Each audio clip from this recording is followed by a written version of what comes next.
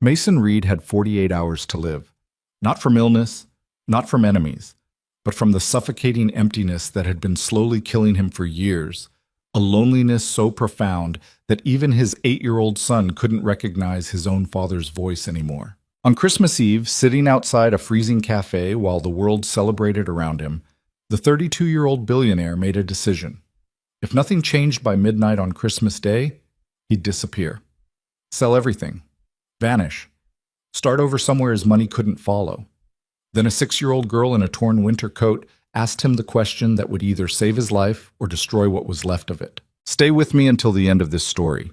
Drop a like and comment with your city name so I can see how far this journey travels. The coffee had gone cold an hour ago.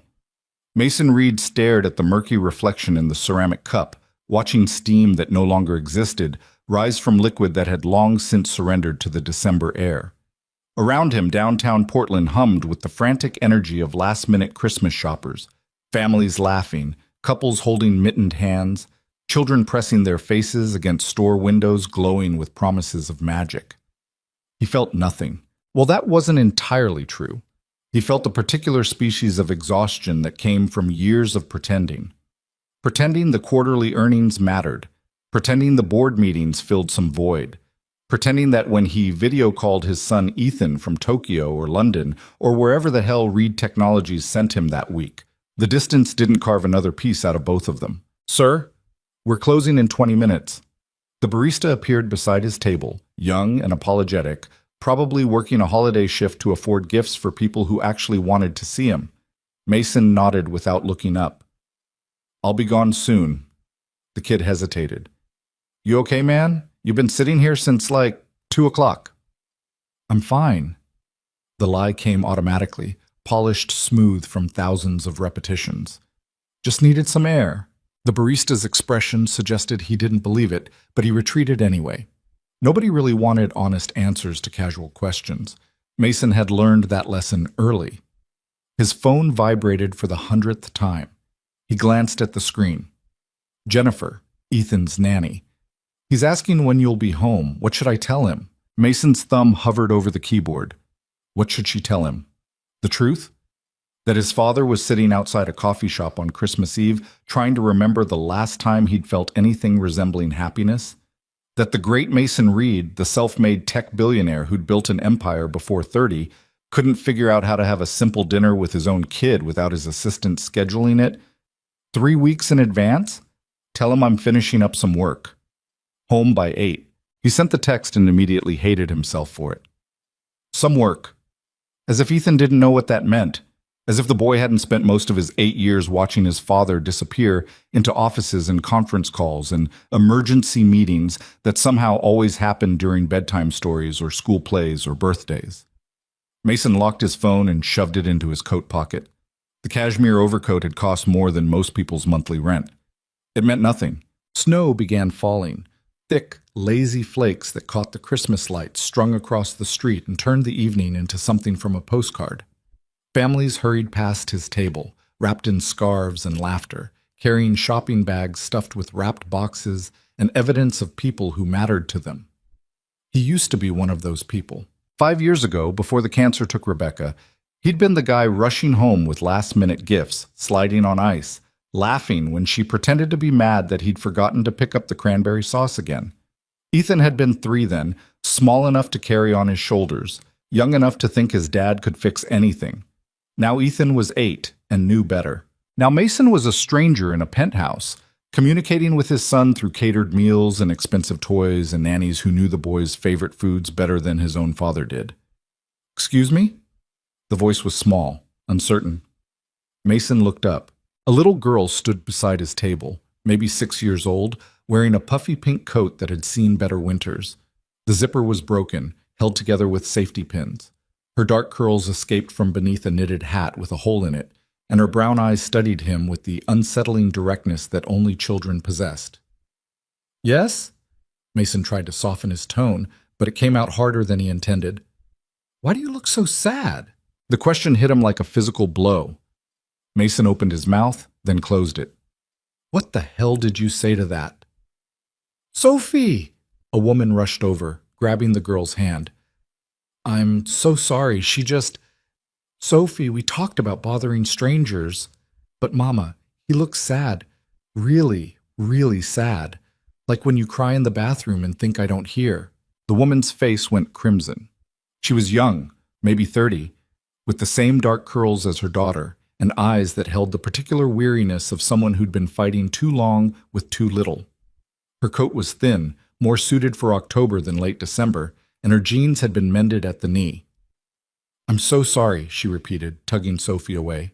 It's fine, Mason heard himself say. The words surprised him. The woman, Elena, he'd later learn, paused. Up close, he could see the exhaustion etched into her features, the way her shoulders curved inward like she was trying to take up less space in the world. But her eyes were kind, genuinely kind, in a way Mason hadn't encountered in years. She doesn't mean any harm, Elena said quietly. She has this thing about people looking sad, ever since her dad. She trailed off, glancing at Sophie. Anyway, sorry again.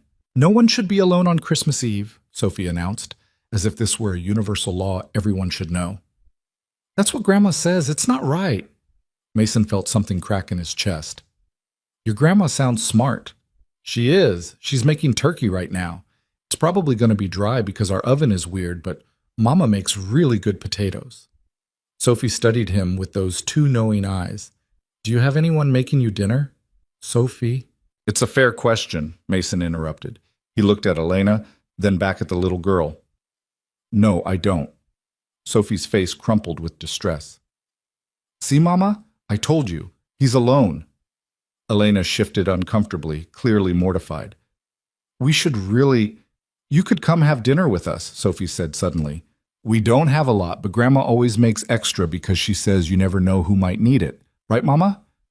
Sophie, I'm sure this man has, Do you?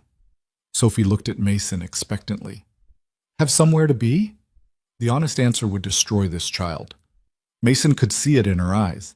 She'd already decided he needed saving, and the truth would break something in her, that he had a $15 million penthouse waiting, that his refrigerator was stocked by a private chef, that he could eat anywhere he wanted, order anything, have it all delivered by people who'd smile and bow and never quite meet his eyes. That despite all of it, he'd been planning to go home, pour himself 4 fingers of scotch, and stand at his floor-to-ceiling windows watching a city full of people who belonged to each other while he belonged to nothing. No, he said quietly. I don't have anywhere to be. Elena's eyes widened. She didn't mean you don't have to. I'd like to. The words came out before he could analyze them. If you're serious, I don't want to intrude on your family's, we're serious. Sophie grabbed his hand with the casual possessiveness of a child who'd decided he was worth saving. Come on, it's not far. We can walk. Do you like mashed potatoes? Mama makes them with real butter, not the fake kind. Mason stood, letting this tiny girl lead him like she had any idea who he was.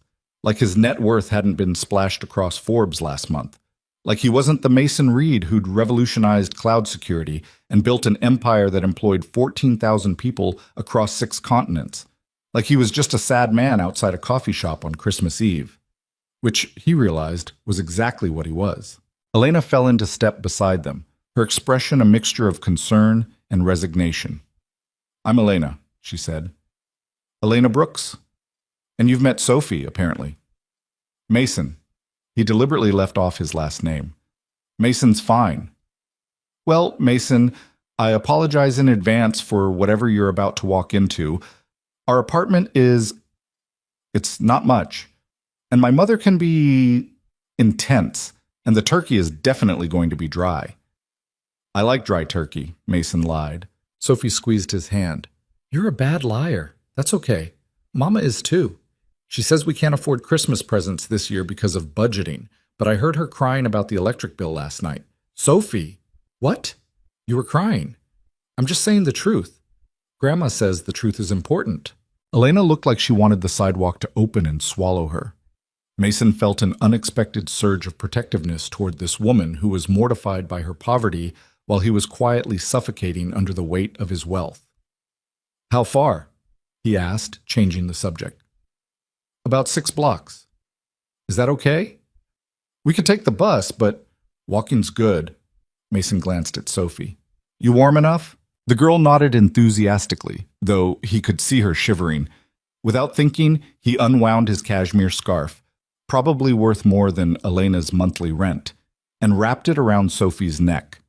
Oh, you don't have to, Elena started. It's cold, Mason said simply. She needs it more than I do. Sophie burrowed into the scarf, grinning. It's so soft, like a cloud. Is it made of clouds?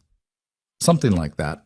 They walked through streets that grew progressively less polished as they moved away from the downtown shopping district. The Christmas lights became sparser. The storefronts shifted from designer boutiques to laundromats and corner markets. The people hurrying past looked less like holiday shoppers and more like folks just trying to get home. Elena lived in a neighborhood Mason had probably driven through 1,000 times without seeing. The kind of place that existed in the gaps between success stories, where people worked 2 jobs and still couldn't quite make rent, where Christmas miracles were measured in small mercies like the heat staying on and the car starting one more time. That's our building, Sophie announced, pointing to a weathered brick structure that had probably been nice in 1970. Now it sagged slightly, as if tired from holding up too many deferred dreams. The lobby smelled like cleaning products fighting a losing battle against old cooking odors and damp concrete. The elevator wheezed and groaned, and Elena pressed the button 3 times before it reluctantly agreed to come. Sometimes it gets stuck, she explained as they squeezed into the cramped car. If the lights flicker, just don't panic. It usually figures itself out. The elevator lurched upward, making sounds that suggested imminent mechanical failure. Mason found himself doing calculations. How much would it cost to repair this building's elevator? Probably pocket change. He spent more than that on client dinners. They exited on the 4th floor into a hallway with carpet that had given up trying to have a color. Elena led them to apartment 4C and paused with her hand on the doorknob. Listen, she said quietly, looking at Mason. I don't know why you said yes to this, and I'm not going to ask. But my mother is going to ask. She's going to ask a lot of questions, and she's not subtle about it. And if you want to leave, I'll understand. Sophie gets attached fast, but she'll forget about you by New Year's, and Elena, Mason met her eyes. I said yes because your daughter was right. No one should be alone on Christmas Eve, and I was alone. So thank you. Something shifted in Elena's expression, the guarded look softening just slightly. She nodded and opened the door. Mama, we brought a guest. The apartment was everything Mason had expected and nothing he was prepared for. Tiny, maybe 700 square feet, max.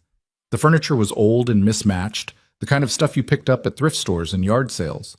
The carpet was worn through in spots. The kitchen was barely big enough to turn around in. But Christmas decorations covered every available surface. Hand-cut paper snowflakes hung from the ceiling. A small tree stood in the corner, decorated with what looked like homemade ornaments, felt shapes, painted pine cones, strings of popcorn. Stockings hung from the windowsill. No fireplace in a place like this. Family photos in mismatched frames lined every shelf. Sophie as a baby, Elena younger and smiling, an elderly woman who must be the grandmother. And the smell. God, the smell. Turkey roasting. Something with cinnamon. Fresh bread. Real food, made by real hands, meant for real people who mattered to each other. Mason's $15 million penthouse had never smelled like this. Professional cleaners made sure it smelled like nothing at all. Who's this? A woman emerged from the kitchen, wiping her hands on an apron. She was probably in her 60s with silver hair pulled back in a bun and eyes that missed absolutely nothing. She looked at Mason the way a general might assess enemy troops. Grandma, this is Mason. He was all alone at the coffee place, so I invited him for dinner. That's okay, right? You always say we should... I know what I say, mija. The grandmother's gaze never left Mason's face. Does Mason have a last name? We didn't really get that far, Elena said quickly. Mama, it was Sophie's idea, and I couldn't exactly, I'm Maria. The older woman extended a hand. Her grip was firm, her palm calloused from work. And you're welcome here, Mason with no last name, but I'm going to need you to tell me you're not running from the law or a bad marriage or anything that's going to get my girls hurt. Mama! It's a fair question. Mason shook her hand, respected the directness in her eyes.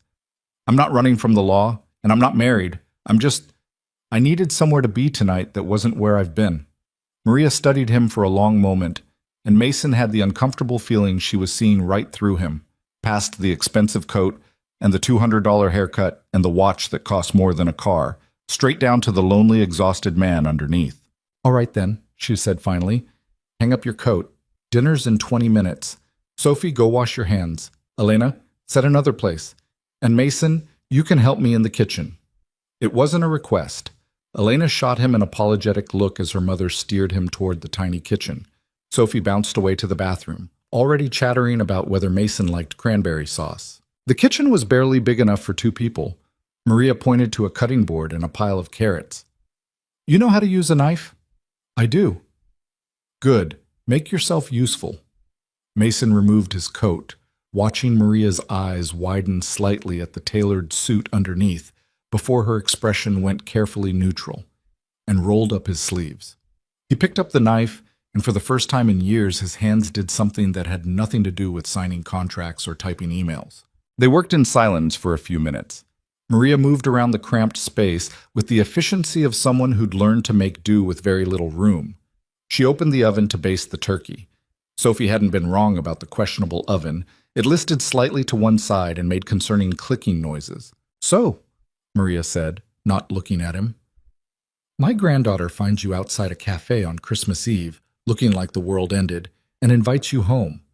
Want to tell me what a man in a suit that probably costs more than I make in 6 months is doing sitting alone in the cold? Mason's hand stilled on the carrot. That obvious? I've been cleaning houses for rich people since before Elena was born. I know a custom suit when I see one. I know a Rolex when I see one. And I know a man running from something when I see one. She pulled the turkey out, prodded it skeptically. Question is, what are you running from? Myself, mostly. The honesty surprised them both. Maria glanced at him, her expression softening a fraction. That's the hardest thing to run from. Yourself always knows where you're going. Yeah, Mason returned to the carrots, cutting with more precision than they probably required. I'm figuring that out. You have family? A son, Ethan, he's 8. Where is he tonight? At home, with his nanny. Maria made a sound that might have been disapproval or sympathy. And where's home? The Pearl District, penthouse. He might as well be honest. She'd already seen through him anyway. Ah.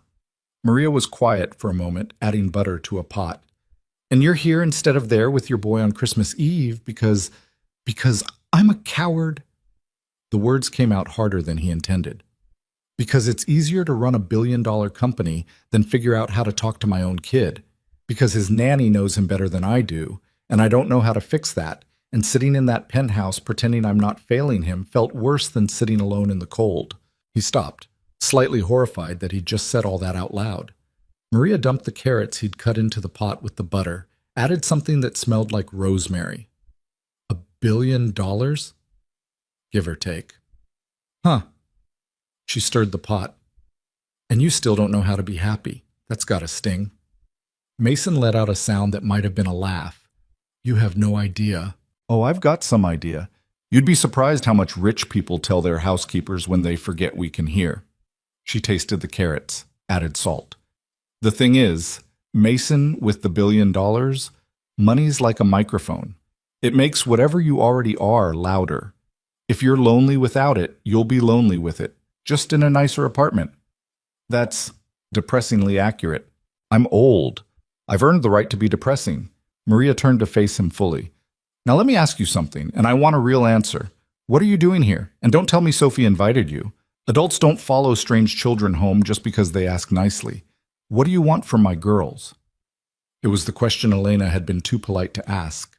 Mason met Maria's eyes. Nothing. I want nothing from them. I needed to be somewhere that felt real tonight.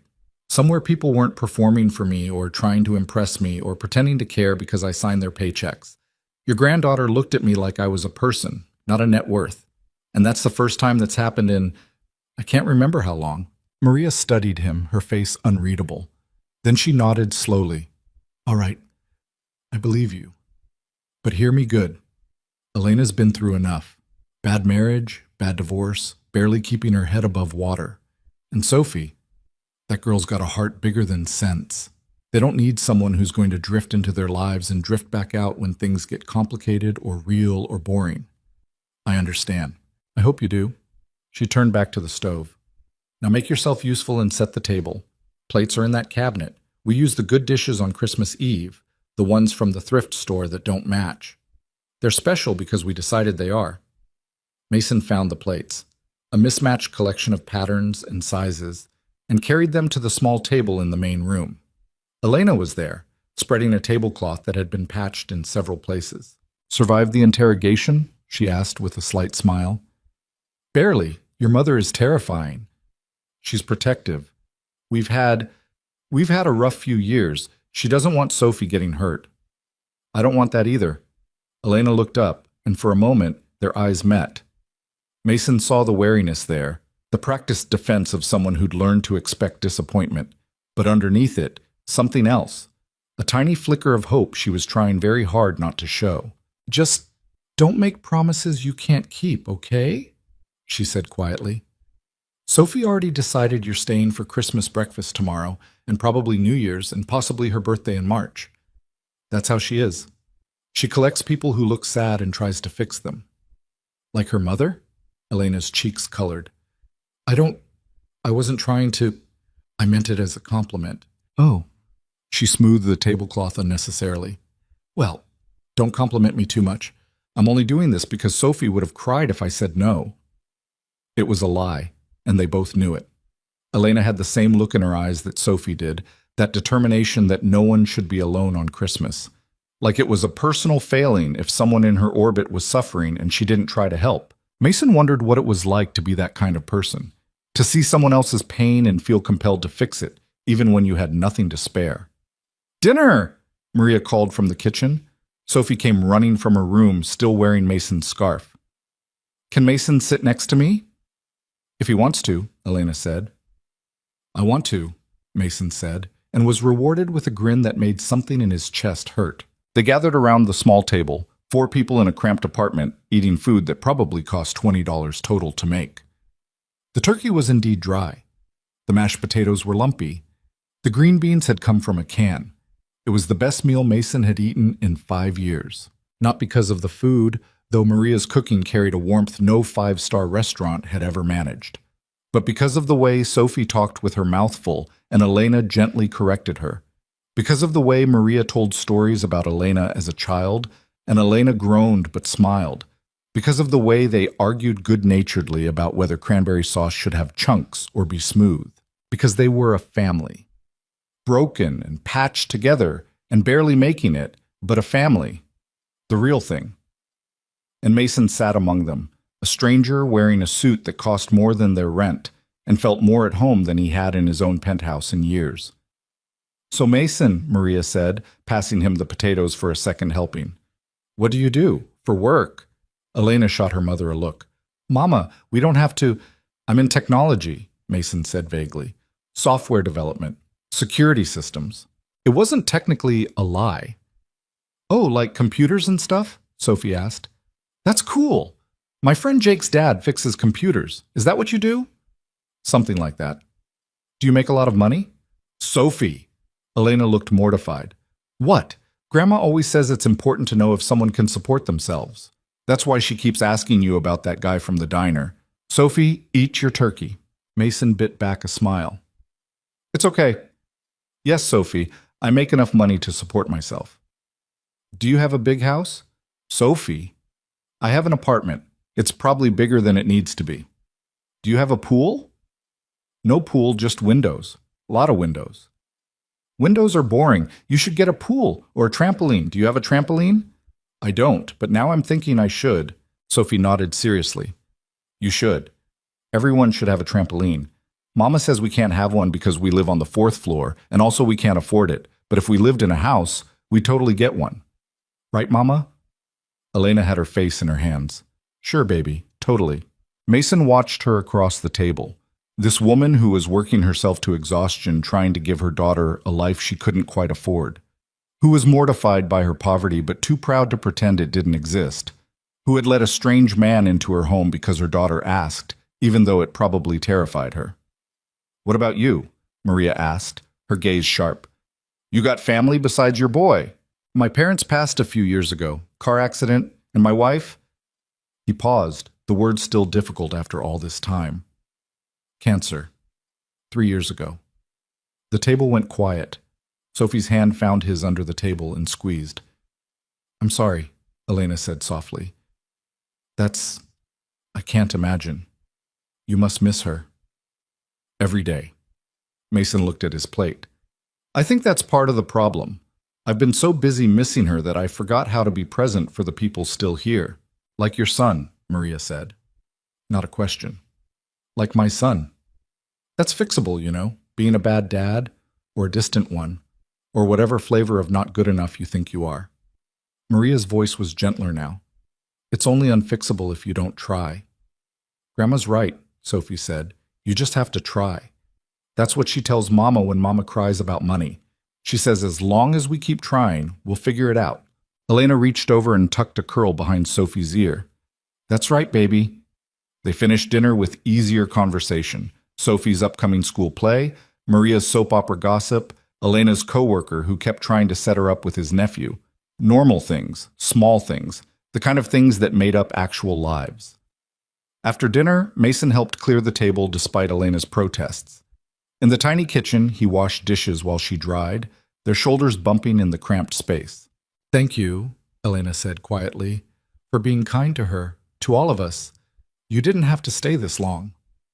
I wanted to. Mason handed her a plate. Your family you're all really wonderful.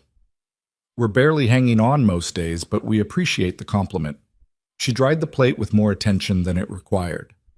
Can I ask you something? Sure. Earlier, outside the cafe, Sophie was right. You looked really sad, like deeply sad. Are you okay? No one had asked him that in years. Not really asked. Not with genuine concern, instead of polite obligation. No, he said honestly. I'm not okay. But tonight helped. More than you know. Elena nodded slowly. Good. Because Sophie's already planning your Christmas breakfast menu. She's going to be devastated if you don't show up. I'll show up. You don't have to just because I want to. He met her eyes. If that's okay with you. Elena looked away, but not before he saw something uncertain and hopeful flash across her face. Yeah, that's okay. We eat at 9, if you're serious. I'm serious. They finished the dishes in comfortable silence. In the living room, Sophie had pulled out a battered Christmas movie on DVD, some animated thing about a reindeer. She patted the couch insistently until Mason sat down, then immediately curled up against his side like she'd known him her whole life. This is the best part, she whispered as the opening credits rolled. The part where everyone's sad but doesn't know it's about to get better. Maria settled into an armchair with her knitting. Elena sat on Sophie's other side, close enough that Mason could smell her shampoo, something simple and clean, probably from a drugstore, nothing like the expensive products in his own shower. The movie played. Sophie provided running commentary despite having clearly seen it 100 times. At some point, her chatter slowed, then stopped. Her breathing evened out. She's asleep, Elena whispered, smiling. She always does this. Gets so excited about movies and then passes out 10 minutes in. Mason looked down at the small girl sleeping against him, one hand still clutching his sleeve like he might disappear if she let go.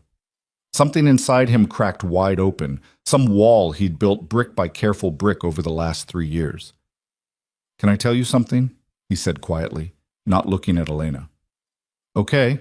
Before I met Sophie tonight, I was sitting at that cafe trying to figure out what the point was. Of anything.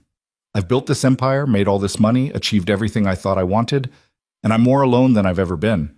My son barely knows me. I barely know myself anymore.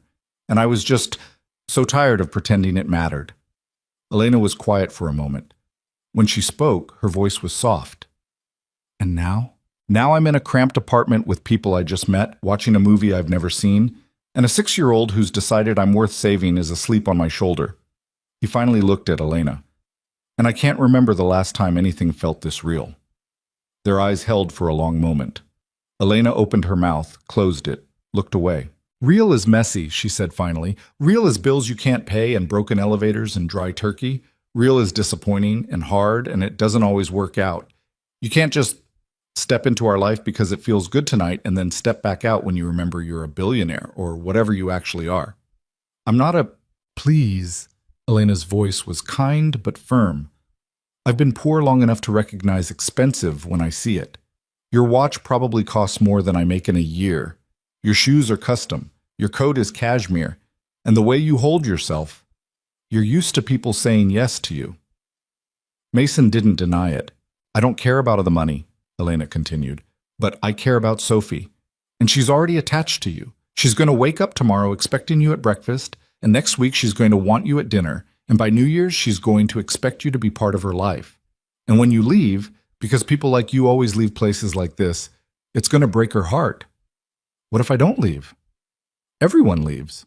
There was a story there in the flat certainty of those words. The father who'd abandoned them. Probably others who'd promised and failed. I'm not everyone, Mason said. That's what everyone says. Maria cleared her throat from her chair. If you two are going to have a meaningful conversation, take it to the kitchen. Some of us are trying to watch the movie. Elena stood, careful not to wake Sophie. Mason followed her to the kitchen, where they stood in the tiny space that forced them closer than either was probably comfortable with. Look, Elena said, crossing her arms. I appreciate what you did tonight. Really. We all needed to be reminded that not everyone in the world is awful, but you have a life, a real life, with your son and your job and whatever billionaire things you do. This was nice, but it was an escape for both of us. Let's not pretend it's more than that. What if I want it to be more than that? Why? So you can feel good about yourself? So you can play savior to the poor single mom and her kid? I've met guys like you before, Mason, rich, lonely, looking for something authentic to make them feel human again. And then real life gets boring or complicated, and you remember you have a whole world up there in your penthouse, and this was just slumming. The words were harsh, but her voice cracked on the last sentence. She wasn't angry. She was terrified. I lost my wife, Mason said quietly, 3 years ago. And instead of dealing with that, I threw myself into work, built the company bigger, made more money, convinced myself that if I just achieved enough, it would fill the hole. But it doesn't. It just makes the hole more expensive. He took a breath. My son is 8 years old, and I don't know his favorite color. I don't know what he's afraid of. I don't know the names of his friends. I pay someone else to know those things because I've been too scared to face who I am without the work, without the success, without all the things that let me pretend I'm fine. Elena's expression softened slightly. Tonight, sitting in your living room, watching a movie with Sophie asleep on my shoulder, I felt like a person, not a CEO, not a net worth, just a guy watching a Christmas movie. And I realized I don't know how to be that anymore, but I want to learn. He met her eyes. I want to learn how to be present, how to show up, how to be someone my son would want to fall asleep next to the way Sophie just did. That's not about us, Elena said, but her voice was gentler. That's about you and Ethan. I know, but maybe being around people who know how to be a family could help me remember how. They stood there in the cramped kitchen, the sounds of the movie drifting in from the living room, Maria's knitting needles clicking steadily. I'm scared, Elena admitted finally. Of letting you in and having you leave, of Sophie getting attached and being crushed, of starting to care and being reminded why I stopped trying. I'm scared too, Mason said, of screwing this up, of disappointing you, of being exactly the guy you think I am, the one who runs when things get hard. So where does that leave us? Maybe it leaves us at breakfast tomorrow, just breakfast, one step at a time. Elena studied him, chewing her lip. Just breakfast. Just breakfast. And you'll be honest? If this gets weird, or you want out, or it's not what you thought. I promise. She nodded slowly. Okay, breakfast, 9 o'clock. And if you don't show up, I'm throwing away your fancy scarf. Sophie's wearing that scarf. Then you'd better show up, because she's not giving it back. They returned to the living room. Sophie was still asleep, now sprawled across the couch in the boneless way only children could manage. The movie's credits were rolling. I should go, Mason said quietly. Let you all get some rest. Maria looked up from her knitting. You know how to get home from here? I'll figure it out. Elena will drive you. Our car is a piece of junk, but it runs. Mama, you don't have to. It's Christmas Eve, mija. We don't let people walk home in the snow, even rich people who probably have a driver on speed dial. Mason didn't argue. Elena grabbed her keys and her thin coat, and they headed down to the building's parking lot, where an ancient Honda sat covered in snow. Don't judge Betsy, Elena said, starting the engine after 3 tries. She's been loyal for 12 years. The car rattled and wheezed but moved forward.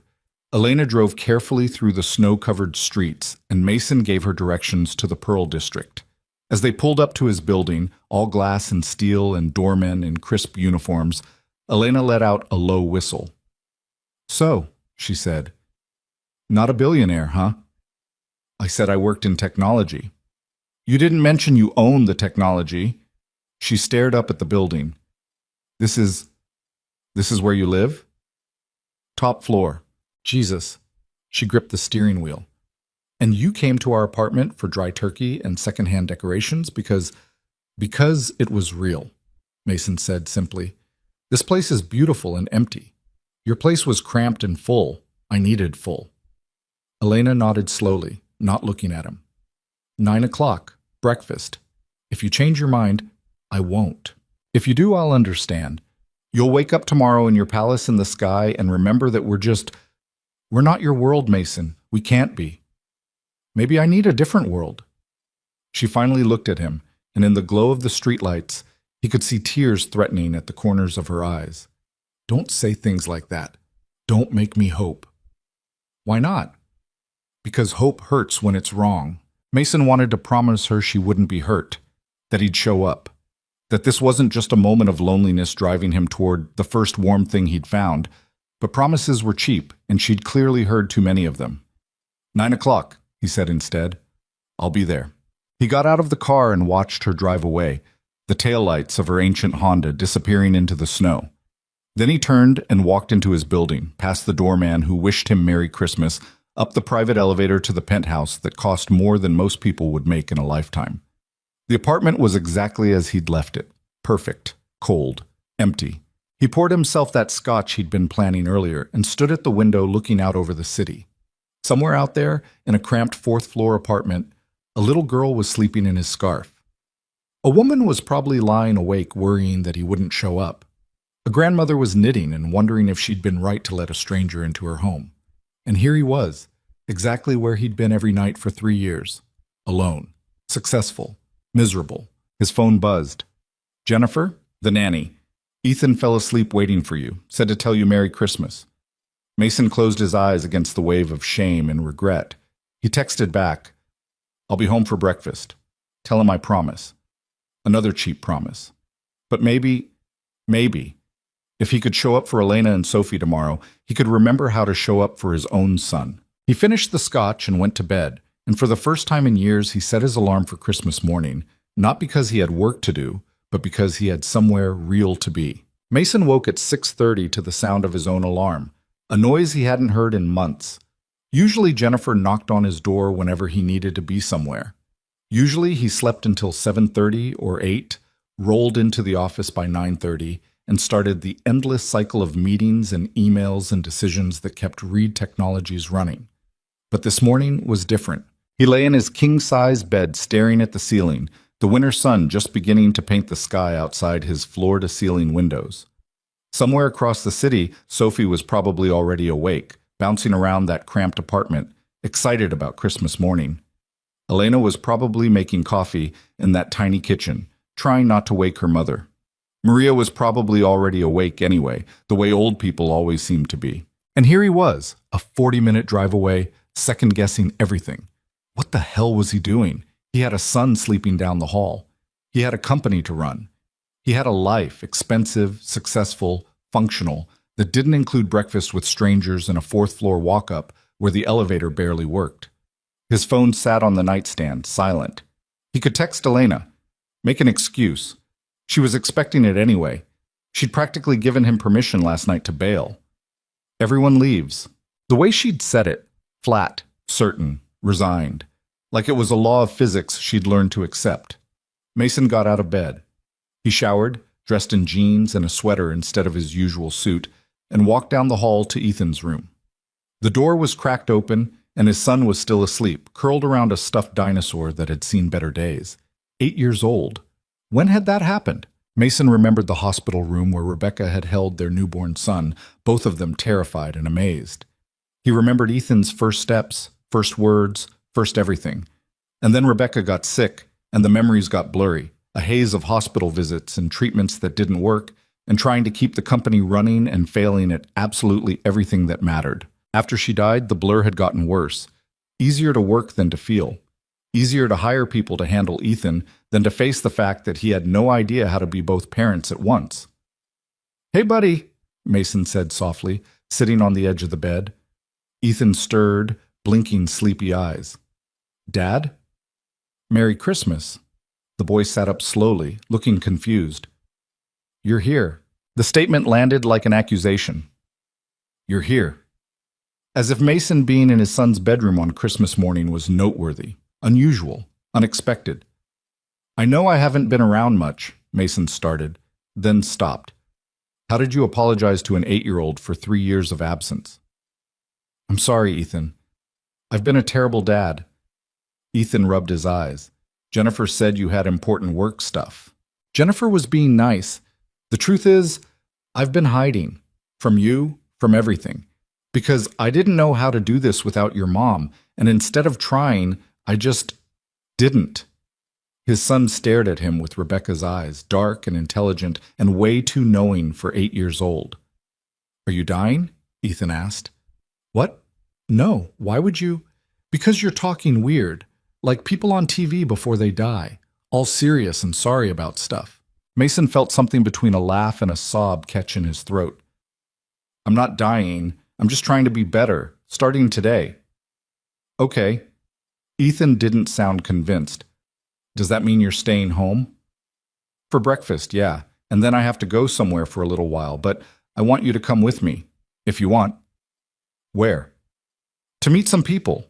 A little girl named Sophie and her mom and grandma. They invited us for Christmas breakfast." Ethan's face scrunched up. "Why?" "Because they're kind. And because yesterday I was feeling really alone and they invited me to dinner and it helped. And I thought maybe you'd like to meet them." "Are they rich like us?" The question was so casual, so matter-of-fact, as if Ethan had already learned to divide the world into categories, rich and not rich, important and unimportant, worth knowing and not worth knowing. "No," Mason said carefully.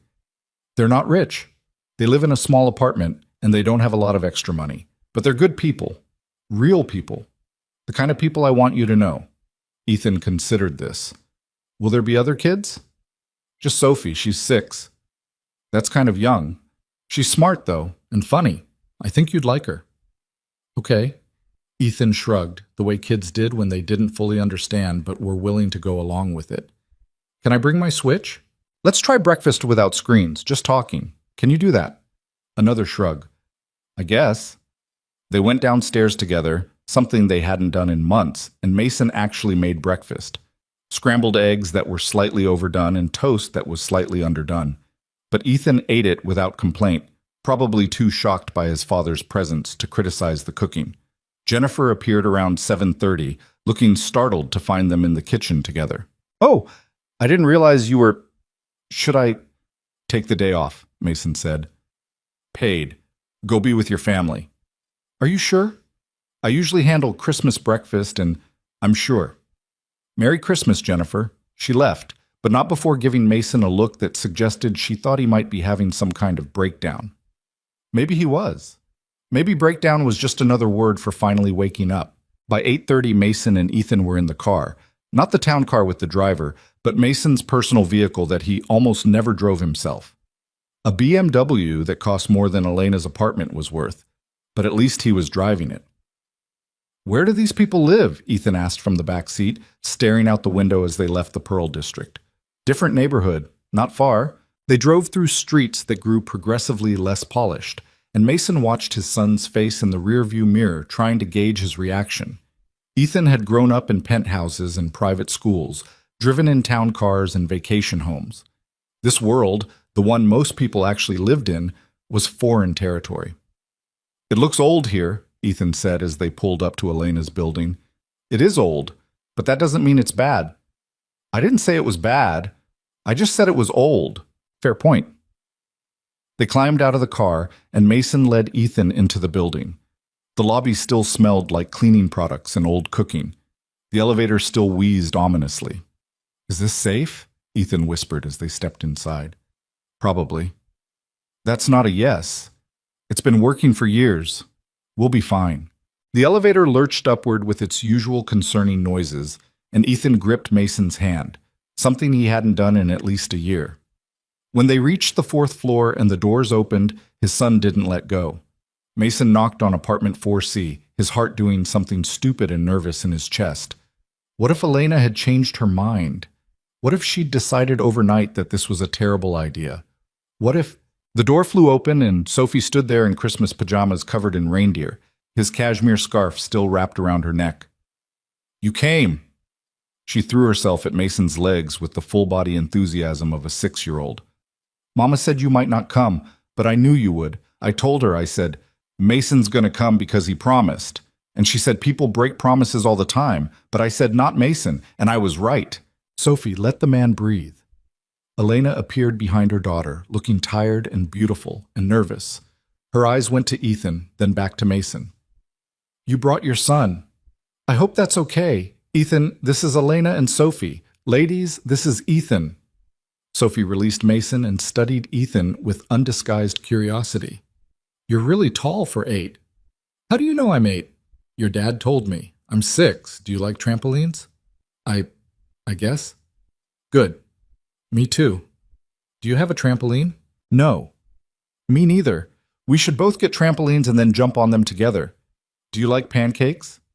Ethan blinked, clearly overwhelmed. Yeah? Grandma's making pancakes. They're pretty good except sometimes they're lumpy, but if you put enough syrup on, you can't tell. Come on! She grabbed Ethan's hand and dragged him inside before he could protest. Mason and Elena were left standing in the doorway. Sorry, Mason said. I should have asked if it was okay to bring him. It's fine, more than fine. I wasn't expecting it. Elena stepped back to let him in. It's good that you brought him. Shows you're serious about whatever this is. What is this? I have no idea, but come in before the pancakes get cold. Mama made way too many because she always does. The apartment looked different in morning light. Smaller somehow, but also warmer. Sophie had clearly been up for hours. New drawings covered the coffee table and wrapping paper littered the floor around the small tree. A few modest presents sat underneath, nothing expensive, but wrapped with care. Maria emerged from the kitchen, spatula in hand. Well, you showed up. I owe Elena $5. You bet against me? I bet on probability. Most men don't show up when things get real. She studied Ethan with the same sharp assessment she'd given Mason last night. And you brought reinforcements. Smart. Harder for my girls to kick you out if there's a kid involved. Mama! Elena looked mortified. What? I'm just saying what we're all thinking. Maria pointed the spatula at Ethan. You like pancakes, boy? Ethan nodded, half hiding behind Mason. Good. Make yourself useful and set the table. Plates are in that cabinet. To Mason's surprise, Ethan obeyed without argument. Maybe there was something about Maria's tone that made disobedience seem impossible. Breakfast was chaos in the best way. Sophie talked nonstop, bouncing between topics like a pinball. Christmas presents, school, her friend's pet hamster, whether penguins could fly if they really tried. Ethan barely got a word in, but he didn't seem to mind. He watched Sophie the way someone might watch a fascinating science experiment. The pancakes were indeed lumpy. Maria's coffee was strong enough to strip paint. The orange juice was from concentrate. The syrup was store brand. Mason had eaten breakfast at the Four Seasons last month. This was better. So, Ethan, Maria said, pouring more coffee, your dad tells us he's been working too much. That true? Ethan glanced at Mason uncertainly. I guess. You guess or you know? I know. And how do you feel about that? Mama, you can't just interrogate the kid, Elena started. I can and I am. He's 8, not stupid. He's got opinions. Maria turned back to Ethan. Well? Ethan pushed pancake pieces around his plate. It's fine. Jennifer's nice. She helps me with homework and stuff. That's not what I asked. I asked how you feel about your dad working all the time. The table went quiet. Sophie had finally stopped talking, watching Ethan with wide eyes. Mason wanted to intervene to save his son from this uncomfortable conversation, but something stopped him. I don't know, Ethan said finally, his voice small. Sometimes I wish he was home more, but he has important stuff to do. Jennifer says he's making the world better with his company. Jennifer sounds like she's reading from a press release, Maria muttered. What do you say? Ethan looked at Mason, and there was something raw in his expression, something Mason had been too busy to see before. I say I miss him. Even when he's home, he's not really home. He's on his phone or his computer, and even when he promises to do stuff, he usually doesn't because something comes up. Ethan's voice cracked slightly. I know it's not his fault. I know he's busy, but sometimes I just want him to pick me up from school or come to my soccer games or remember what grade I'm in without asking Jennifer. The words hit Mason like physical blows, each one true, each one deserved. Third grade, Mason said quietly. You're in third grade. Your teacher is Mrs. Patterson. You hate math, but you're good at it. You like soccer, but you wish the coach would let you play forward more. Your favorite color is blue. Your best friend is Marcus. You're allergic to strawberries, and you still sleep with that dinosaur Mom bought you when you were 4. Ethan stared at him. You know all that? I pay attention. I've just been paying attention from too far away. Mason set down his fork. That's going to change, starting now. You said that before. I know, and I screwed it up, but I'm going to keep trying until I get it right. Sophie had been uncharacteristically quiet, but now she piped up. That's what Mama says about making brownies. She keeps messing them up, but she keeps trying anyway. I don't mess them up, Elena protested. They're just experimental. They're burned, Mama. Experimental and burned can coexist. The tension broke. Ethan even smiled a little. After breakfast, Sophie insisted on showing Ethan her room, a space roughly the size of Mason's walk-in closet, but decorated with obvious care. Handmade posters on the walls, a shelf of well-loved books, a collection of rocks she'd apparently been gathering for months. She's a lot, Elena said, watching them go. Sophie, I mean. If she's too much, just tell her. She's fine, Ethan called back. I like rocks too. Maria snorted. Well, would you look at that? Common ground. Mason helped Elena clear the table, and they ended up in the kitchen again, becoming a pattern, apparently. The space was so small their elbows kept bumping. He's a good kid, Elena said, scraping plates. Quiet, watchful. He's lonely.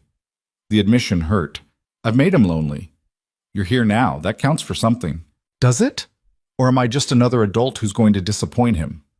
Elena was quiet for a moment, washing a dish with more attention than it needed. Last night, after you left, Sophie asked me if you were going to be her new dad. Mason's hands stilled. What did you tell her? I told her life doesn't work like that you were just a nice man who needed some company, and we were happy to provide it, but you had your own life to get back to. She rinsed the dish, set it in the rack. She cried. Not a lot, just a little. Said it wasn't fair that everyone always left. I'm sorry. Don't be sorry. Just don't make promises you can't keep. Not to her. She's already decided you're important, and when 6-year-olds decide that, they mean it forever. What about you? Mason asked. Have you decided I'm important? Elena's hands went still in the soapy water. I've decided you're dangerous. Dangerous? To my carefully maintained walls. To the story I tell myself about how the world works. To every defense mechanism I've built since Sophie's dad walked out. She pulled the plug, watched the water drain. You show up in your expensive clothes with your sad eyes and your honest answers, and you're kind to my daughter, and you actually show up when you say you will, and I don't know what to do with that. You could let me keep showing up. And then what? You're a billionaire, Mason. I'm a waitress. You live in a penthouse. I live in a 400-square-foot apartment where the toilet runs and the heat barely works. This doesn't make sense. Maybe it doesn't have to make sense. Everything has to make sense when you have a kid depending on you. Elena dried her hands, turned to face him. I can't afford to make mistakes. I can't afford to let someone into our lives who's going to leave when things get hard or boring or real. Sophie's already lost too much. So have you. This isn't about me, isn't it? Mason leaned against the counter, studying her. When's the last time you did something just because you wanted to? Not because Sophie needed it, or your mom expected it, or the bills required it. Elena opened her mouth, closed it. Exactly, Mason said. You've been taking care of everyone else for so long, you've forgotten you're allowed to want things too. That's not... I can't just... She stopped, frustrated. You don't understand. When you're poor, wanting things is dangerous. It's how you end up disappointed or in debt or both. I've learned to want less. It's safer. It's also lonelier.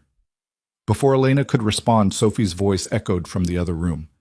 Mama, Ethan says they have a pool at his building. Can we go swimming? It's December, baby.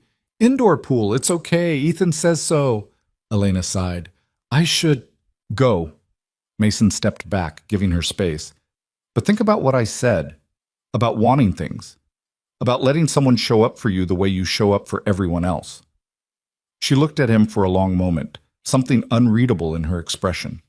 Then she left the kitchen, and Mason was alone with the dish rack and the lingering smell of burnt pancakes, and the growing certainty that he was in way over his head. In the living room, Sophie was literally bouncing. Ethan says their pool has a hot tub and a sauna. Can we go? Please, please, please, please.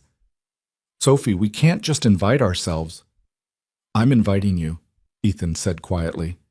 It was the first time he'd really spoken up all morning. If you want. The pool's usually empty on Christmas, and there's a game room, and I don't know, it might be fun. He looked at Mason as he said it, and there was something hopeful in his expression. Something that said, maybe he wanted this too. These loud, warm people in their small apartment who actually seemed to like each other. If it's okay with your mom, Mason said to Sophie. 4 sets of eyes turned to Elena. She looked trapped, uncomfortable, like she was being pushed towards something she'd specifically been trying to avoid.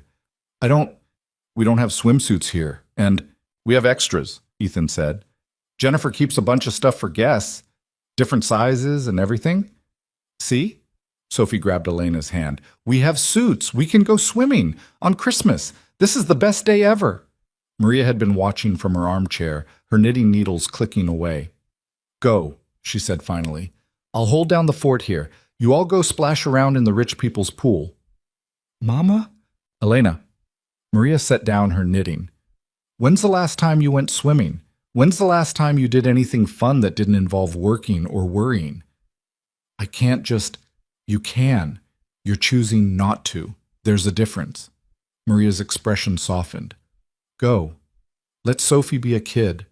Let yourself be young. I'll be here when you get back, and the world won't end because you took an afternoon off from being responsible.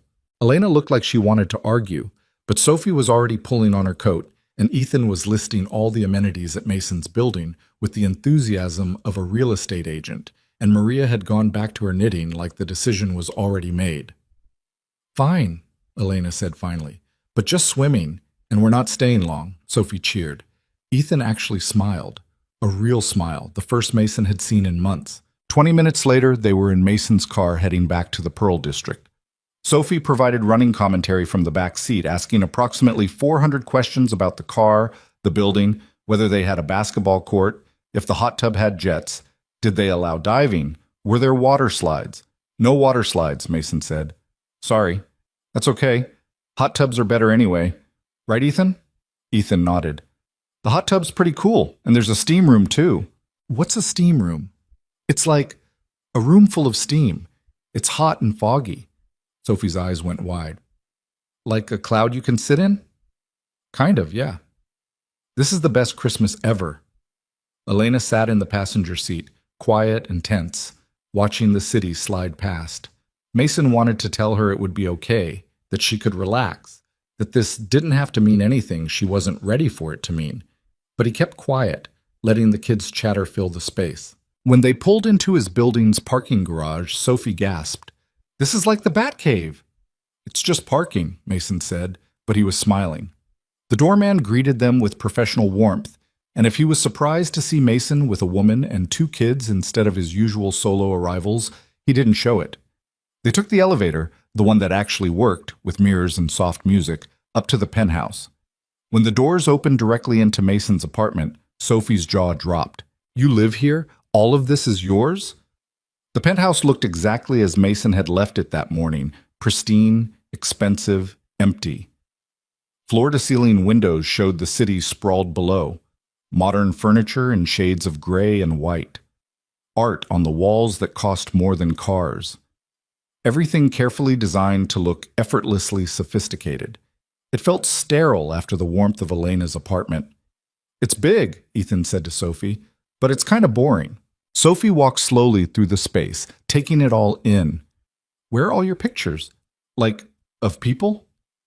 I don't really have many out." Most of Rebecca's photos were packed away because looking at them hurt. Most of Ethan's school pictures were still in the envelopes they'd come in because Mason kept meaning to frame them and never did. "That's sad," Sophie pronounced. "Houses should have pictures. How else do you remember the good stuff?" "Out of the mouths of babes." "Swimsuits are in the guest room," Mason said, changing the subject. "Jennifer keeps them in the closet there. Elena, you can use the master bathroom to change if you want privacy." Elena nodded, looking overwhelmed. Mason led her to the master suite, a space roughly the size of her entire apartment, and pulled out a selection of swimsuits Jennifer had stocked for visiting executives and their families. "These should fit," he said, laying them on the bed. "Take your time. The pool's on the roof. I'll get the kids changed." "Mason," Elena's voice stopped him at the door. "This is insane. Your home is... I knew you had money, but this is too much?" "Yes, and also beautiful, and also terrifying because I don't belong here, and Sophie's going to get ideas, and..." "You belong anywhere you want to be," Mason interrupted gently. "The penthouse doesn't make me better than you. It just makes me lonelier in a nicer space." He left before she could argue, and went to help Ethan find swimsuits that would fit Sophie. By the time Elena emerged from the master bedroom, wrapped in a towel and looking self-conscious, the kids were already changed and ready. They took the elevator to the roof, where the pool area sat under a retractable glass ceiling.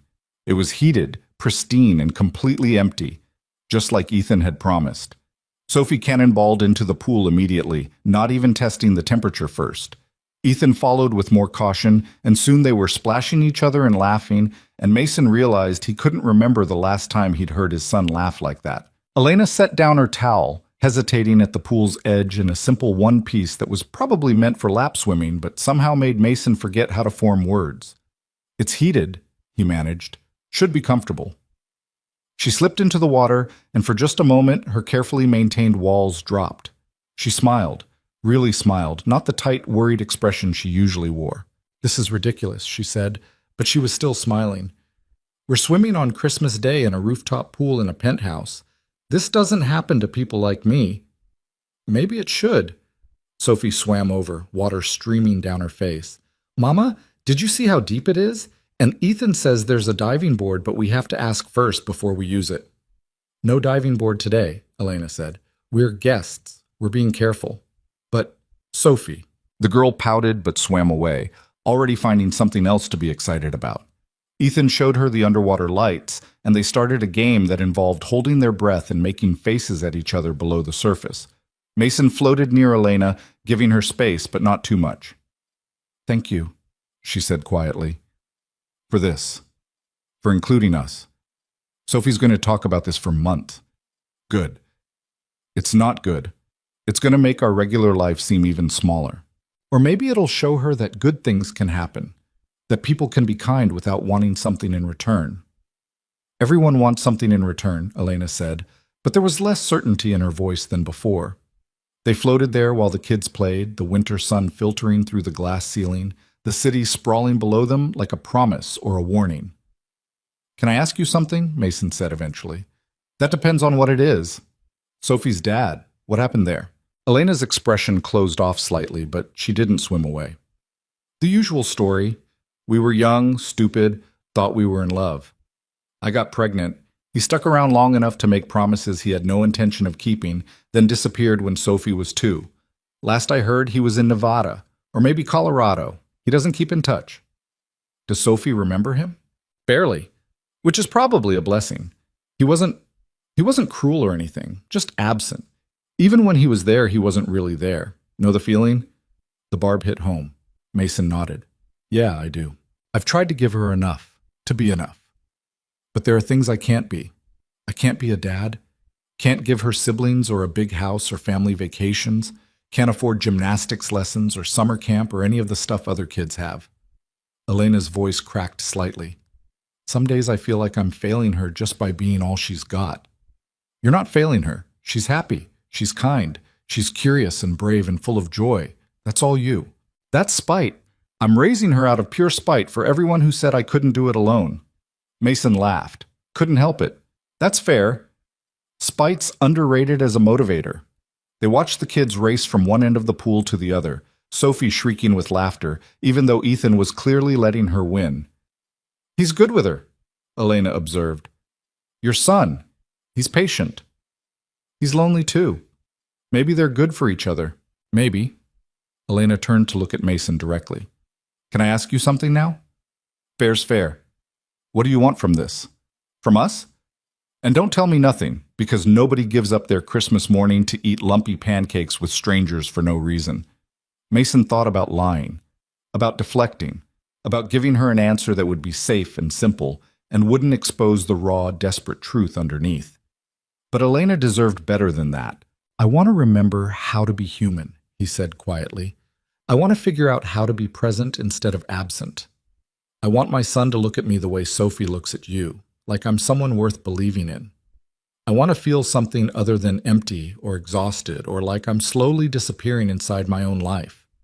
He paused, making sure he met her eyes. And yeah, I want to keep seeing you, keep knowing you, because in the 12 hours since I met you, I've felt more real than I have in 3 years. Because you look at me like I'm just a man, not a net worth. Because Sophie decided I was worth saving, and I want to prove her right. Elena's expression was unreadable. That's a lot to put on people you barely know. I know. I'm sorry. You asked for honesty. I did. She was quiet for a long moment. I don't have any of that figured out. How to be human or present or any of it. I'm just surviving day to day. Working double shifts, dodging bills, trying to make Sophie believe the world is good, even though most evidence suggests otherwise. You're doing better than me. I'm doing different than you, not better, just different. She pushed wet hair out of her face. I can't fix you, Mason. I don't have the energy or the resources or the knowledge. I can barely fix myself most days. I'm not asking you to fix me. Then what are you asking? To keep showing up, that's all. Just let me keep showing up. Before Elena could answer, Sophie called from across the pool. Can we try the hot tub now, please? Ethan says it has bubble jets. Elena looked at Mason, something shifting in her expression. A decision being made, a wall being lowered just slightly. Okay, she called back to Sophie, then quieter to Mason. Okay? It wasn't much, but it was enough. They spent the next hour in the hot tub, the kids fascinated by the jets. Mason and Elena sitting close enough that their shoulders touched occasionally. They talked about nothing important, favorite foods, bad movies, embarrassing childhood stories, the kind of stuff that filled space between people trying to figure out if they fit. Eventually, Sophie started yawning, and Ethan was getting pruny, and Elena declared it was time to head back before Maria sent out a search party. They changed back into their clothes, and Mason ordered pizza to be delivered to Elena's apartment, enough for dinner and leftovers, ignoring her protests about not needing charity. It's not charity, he said. It's pizza. There's a difference. On the drive back, Sophie fell asleep against Ethan's shoulder, exhausted from swimming and excitement. Ethan looked out the window, quieter than usual, and Mason wondered what he was thinking. When they pulled up to Elena's building, Sophie woke up long enough to hug Mason goodbye with surprising ferocity. You're coming back, right? She mumbled sleepily. Tomorrow? Not tomorrow, Elena said gently. Mason has his own... How about this weekend? Mason heard himself say. Saturday. I could take you to lunch, all of you, if you want. Sophie's face lit up. Really? Mason looked at Elena, whose expression was torn between hope and terror. If your mom says it's okay. Please, Mama, please. Elena sighed, but she was almost smiling. Saturday, lunch, but somewhere normal, not anywhere fancy. Deal. Mason grinned.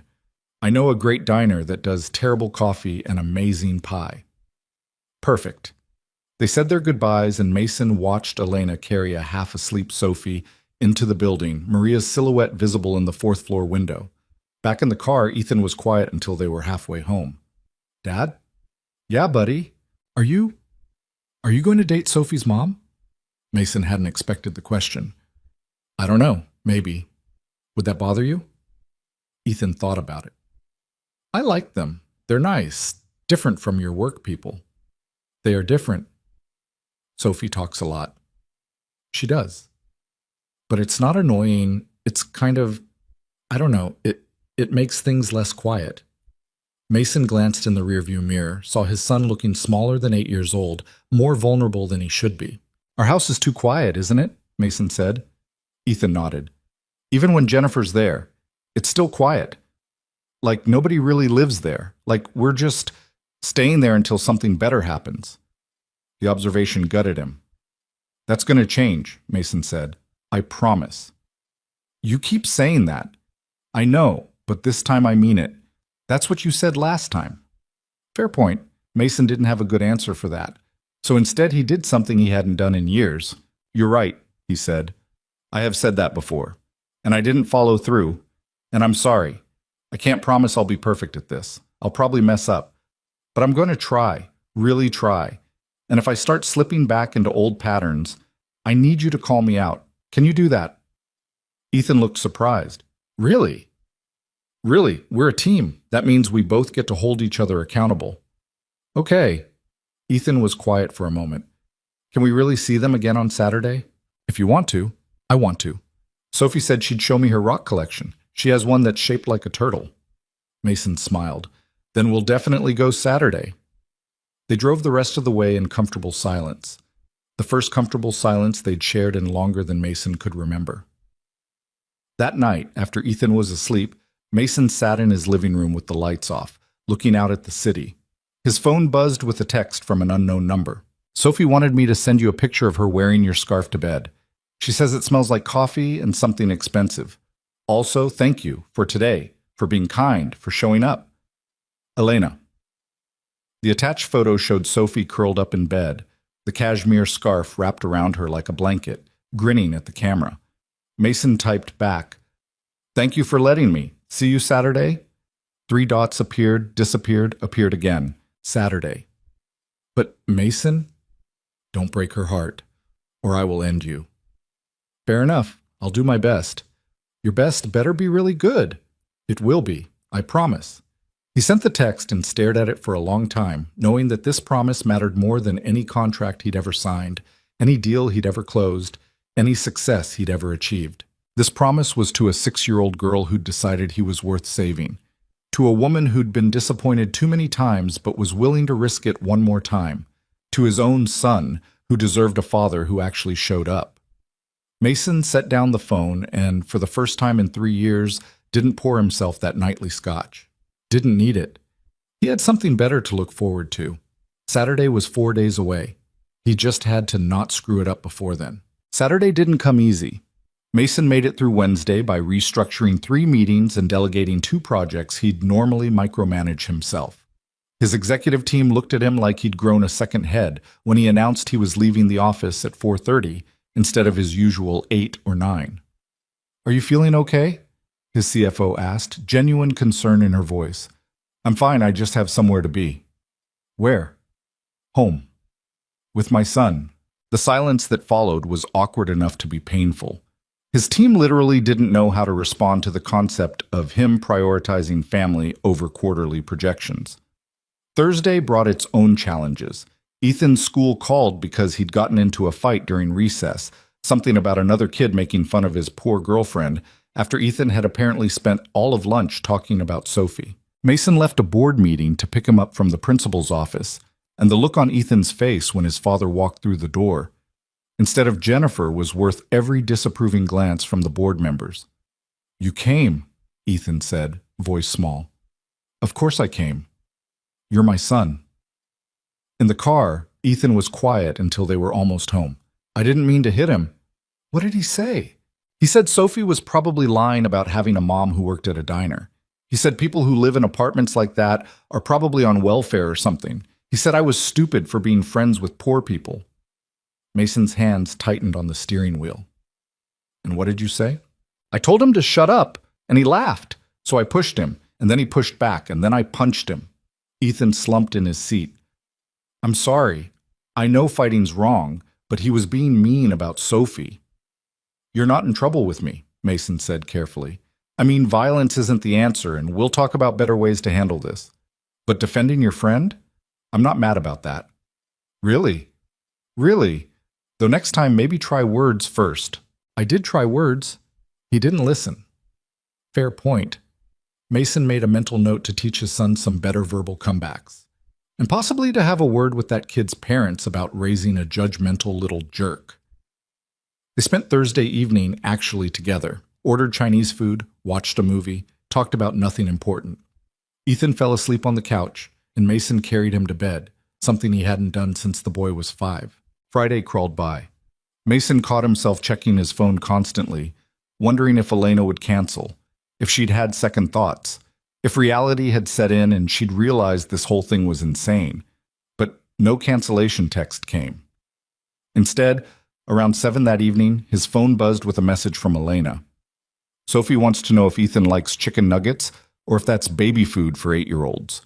She's very concerned about seeming cool. Mason smiled. Tell her Ethan loves chicken nuggets and that she's already cool. She also wants to know if you're going to wear a suit to the diner because she thinks you shouldn't because diners are casual places and you might scare the waitresses. No suit, I promise. Good. See you tomorrow. 11:30. Lou's Diner on Morrison. Don't be late or Sophie will assume you died in a car accident. Dramatic. You haven't seen dramatic. She once cried for an hour because she thought a stuffed animal was lonely. That's actually kind of sweet. It was my last nerve on a Tuesday, but sure, sweet. Mason went to bed that night feeling something he hadn't felt in years. Anticipation. Not for a deal or a product launch or a quarterly earnings call. Just for tomorrow. For seeing people who made him feel like more than a walking bank account. Saturday morning arrived with winter sunshine and Ethan bouncing into his room at 7. Is it time yet? It's 7 in the morning. We don't leave for 4 hours. But what if there's traffic? Then we'll leave early. Go back to sleep. Ethan didn't go back to sleep. Instead, he spent the next 4 hours trying on different outfits, asking if his hair looked okay, wondering if he should bring Sophie a present. It's lunch, not a wedding, Mason said, amused. I know, but what if she thinks I don't care? Trust me, she won't think that. She knows you care. At 11, they climbed into the car, Mason in jeans and a sweater, Ethan in his favorite shirt with a dinosaur on it. They arrived at Lou's Diner at exactly 11:28, and Mason could see Elena and Sophie already sitting in a booth by the window. Sophie spotted them first and waved so enthusiastically she nearly knocked over a water glass. Elena caught it just in time, shooting her daughter an exasperated look that was mostly fondness. You're early, Elena said as they slid into the booth. I'm impressed. Sophie said you'd assume we died if we were late. She's not wrong. I have catastrophic thinking tendencies. Elena handed them menus that had definitely seen better decades. Welcome to Lou's. The coffee is terrible, the pancakes are good, and the pie is the only reason this place stays in business. Sounds perfect. Sophie was staring at Ethan like he'd descended from heaven. You came. You thought I wouldn't? Mama said you might decide you had better things to do. Sophie, Elena's cheeks colored. What? You did say that. This morning. You said that don't get your hopes up because people cancel sometimes, and I said, not Ethan, and you said, we'll see. But I was right. Ethan grinned. I wanted to come. I even brought you something. He pulled out a small rock from his pocket. Nothing special, just a smooth gray stone he'd found in their building's landscaping. But he'd clearly spent time picking it out. Sophie's eyes went wide like he'd handed her a diamond. It's so smooth, and it's got little sparkles if you turn it. This is going in my collection in the special spot. There's a special spot? The top shelf, where I keep the best ones. You can see it later if you want. Mama said we could go back to our place after lunch if you wanted to hang out. Elena looked surprised. I said maybe, if Mason and Ethan wanted to. I didn't promise. We want to, Mason said, meeting her eyes. If that's okay. It's more than okay. Elena said quietly, then louder. But first, food. I'm starving, and Sophie will eat her weight in pancakes if we let her. They ordered. Pancakes for Sophie, a burger for Ethan, breakfast specials for the adults. The waitress was a woman in her 50s who clearly knew Elena well. "This the new boyfriend?" she asked, with a grin that suggested she was absolutely going to gossip about this later. "He's not... We're not..." Elena stammered. "We're friends," Mason supplied. "I'm Mason. This is my son, Ethan." "Friends, huh?" The waitress winked. "That's what they all say. I'll get those orders in." After she left, Elena dropped her head into her hands. "I'm sorry. She means well, but she has no filter." "It's fine. Better than the stiff politeness I usually get." "People are polite to you?" "Aggressively polite. The kind that comes with a side of fear and resentment. Sounds exhausting." "It is." The food arrived quickly, and they fell into easy conversation. Sophie dominated most of it, telling increasingly elaborate stories about school and her friends, and a substitute teacher who apparently had weird hair and smelled like old books. Ethan mostly listened, occasionally adding his own observations, clearly fascinated by Sophie's ability to turn mundane events into epic narratives. Elena watched them with a soft expression, and Mason watched her, thinking about how different she looked when she wasn't worried about bills or rent, or whether she was failing at everything. "You're staring," she said without looking at him. "You look happy." "I look tired. I worked a double yesterday." "You can be both." She finally met his eyes. "I am both. Most days, anyway." "You work too hard," says the billionaire who probably sleeps 4 hours a night. "I'm trying to change that." "How's that going?" "Better since I met you." Elena looked away, but not before he saw the flush creep up her neck. "You can't just say stuff like that." "Why not?" "Because it makes me want to believe you, and I can't afford to believe people too easily." Before Mason could respond, Sophie announced she was done eating and wanted to show Ethan the jukebox in the corner that still played actual records. The kids scrambled out of the booth, and suddenly Mason and Elena were alone. Or as alone as you could be in a crowded diner with mediocre acoustics. "Can I ask you something?" Elena said, pushing pancake pieces around her plate. "Always." "What do you actually want from this?" "And I'm not asking because I think you have bad intentions. I'm asking because I genuinely don't understand. You're rich. You're successful. You could date anyone. And you're choosing to spend your Saturday at a rundown diner with a broke waitress and her overexcited kid. It doesn't make sense." Mason thought about how to answer, how to make her understand without sounding like he was romanticizing her poverty or fetishizing her struggle. "When Rebecca died," he said slowly, "I threw myself into work because it was the only thing that made sense. Quarterly goals, product launches, board meetings, they all had clear metrics. Win or lose, succeed or fail. Everything in my life became about achievement because grief doesn't have a metric. You can't optimize your way out of missing someone." He paused, watching the kids feed quarters into the jukebox. "I built this empire, and somewhere along the way, I forgot why I was building it. I forgot that the point of having money is supposed to be the freedom to actually live, to be with people you care about, to do things that matter. And I looked around one day and realized I was the richest, loneliest person I knew." Elena was quiet, listening. "Then I met you and Sophie," Mason continued, "and you invited me into your home, fed me dry turkey, let me be part of your family for an evening. And for the first time in 3 years, I felt something other than empty. You looked at me like I was just a person. Sophie looked at me like I was worth saving. And I realized I'd forgotten what it felt like to be seen as anything other than a net worth or a title." He met Elena's eyes directly. "So what do I want? I want to keep feeling like a person. I want Ethan to see what an actual family looks like. I want to remember that life exists outside of conference rooms and quarterly earnings. And yeah, I want to keep seeing you, because you're real in a way nothing in my life has been for years." Elena blinked rapidly, clearly fighting tears. "That's a lot of pressure to put on someone you barely know." "I know. I'm sorry." "Don't apologize for being honest." She wiped her eyes quickly. "It's just, I'm not some magical poverty fairy who's going to fix your life with homemade cookies and folksy wisdom. I'm a mess, Mason. I'm drowning in debt. I cry in the bathroom so Sophie doesn't see. I steal toilet paper from work sometimes because I can't afford to buy the good kind. I'm not aspirational or inspiring.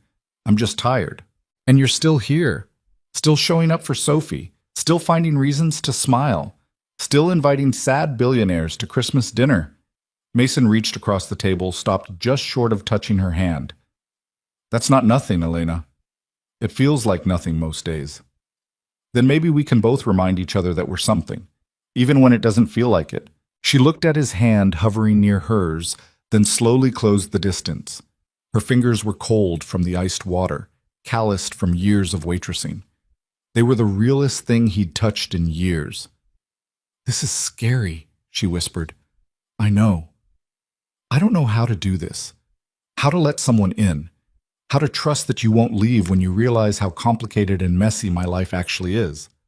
I'm not going anywhere. You don't know that. Neither of us knows that. Then let's find out together. Before Elena could respond, the jukebox started playing an old country song, and Sophie came running back to the booth. Mama, they have that song Grandma likes, the one about the broken heart and the truck. Elena laughed, the tension breaking. That describes about 90% of country songs, baby. Well, this one's good. Come listen. Sophie grabbed Elena's hand and pulled her toward the jukebox.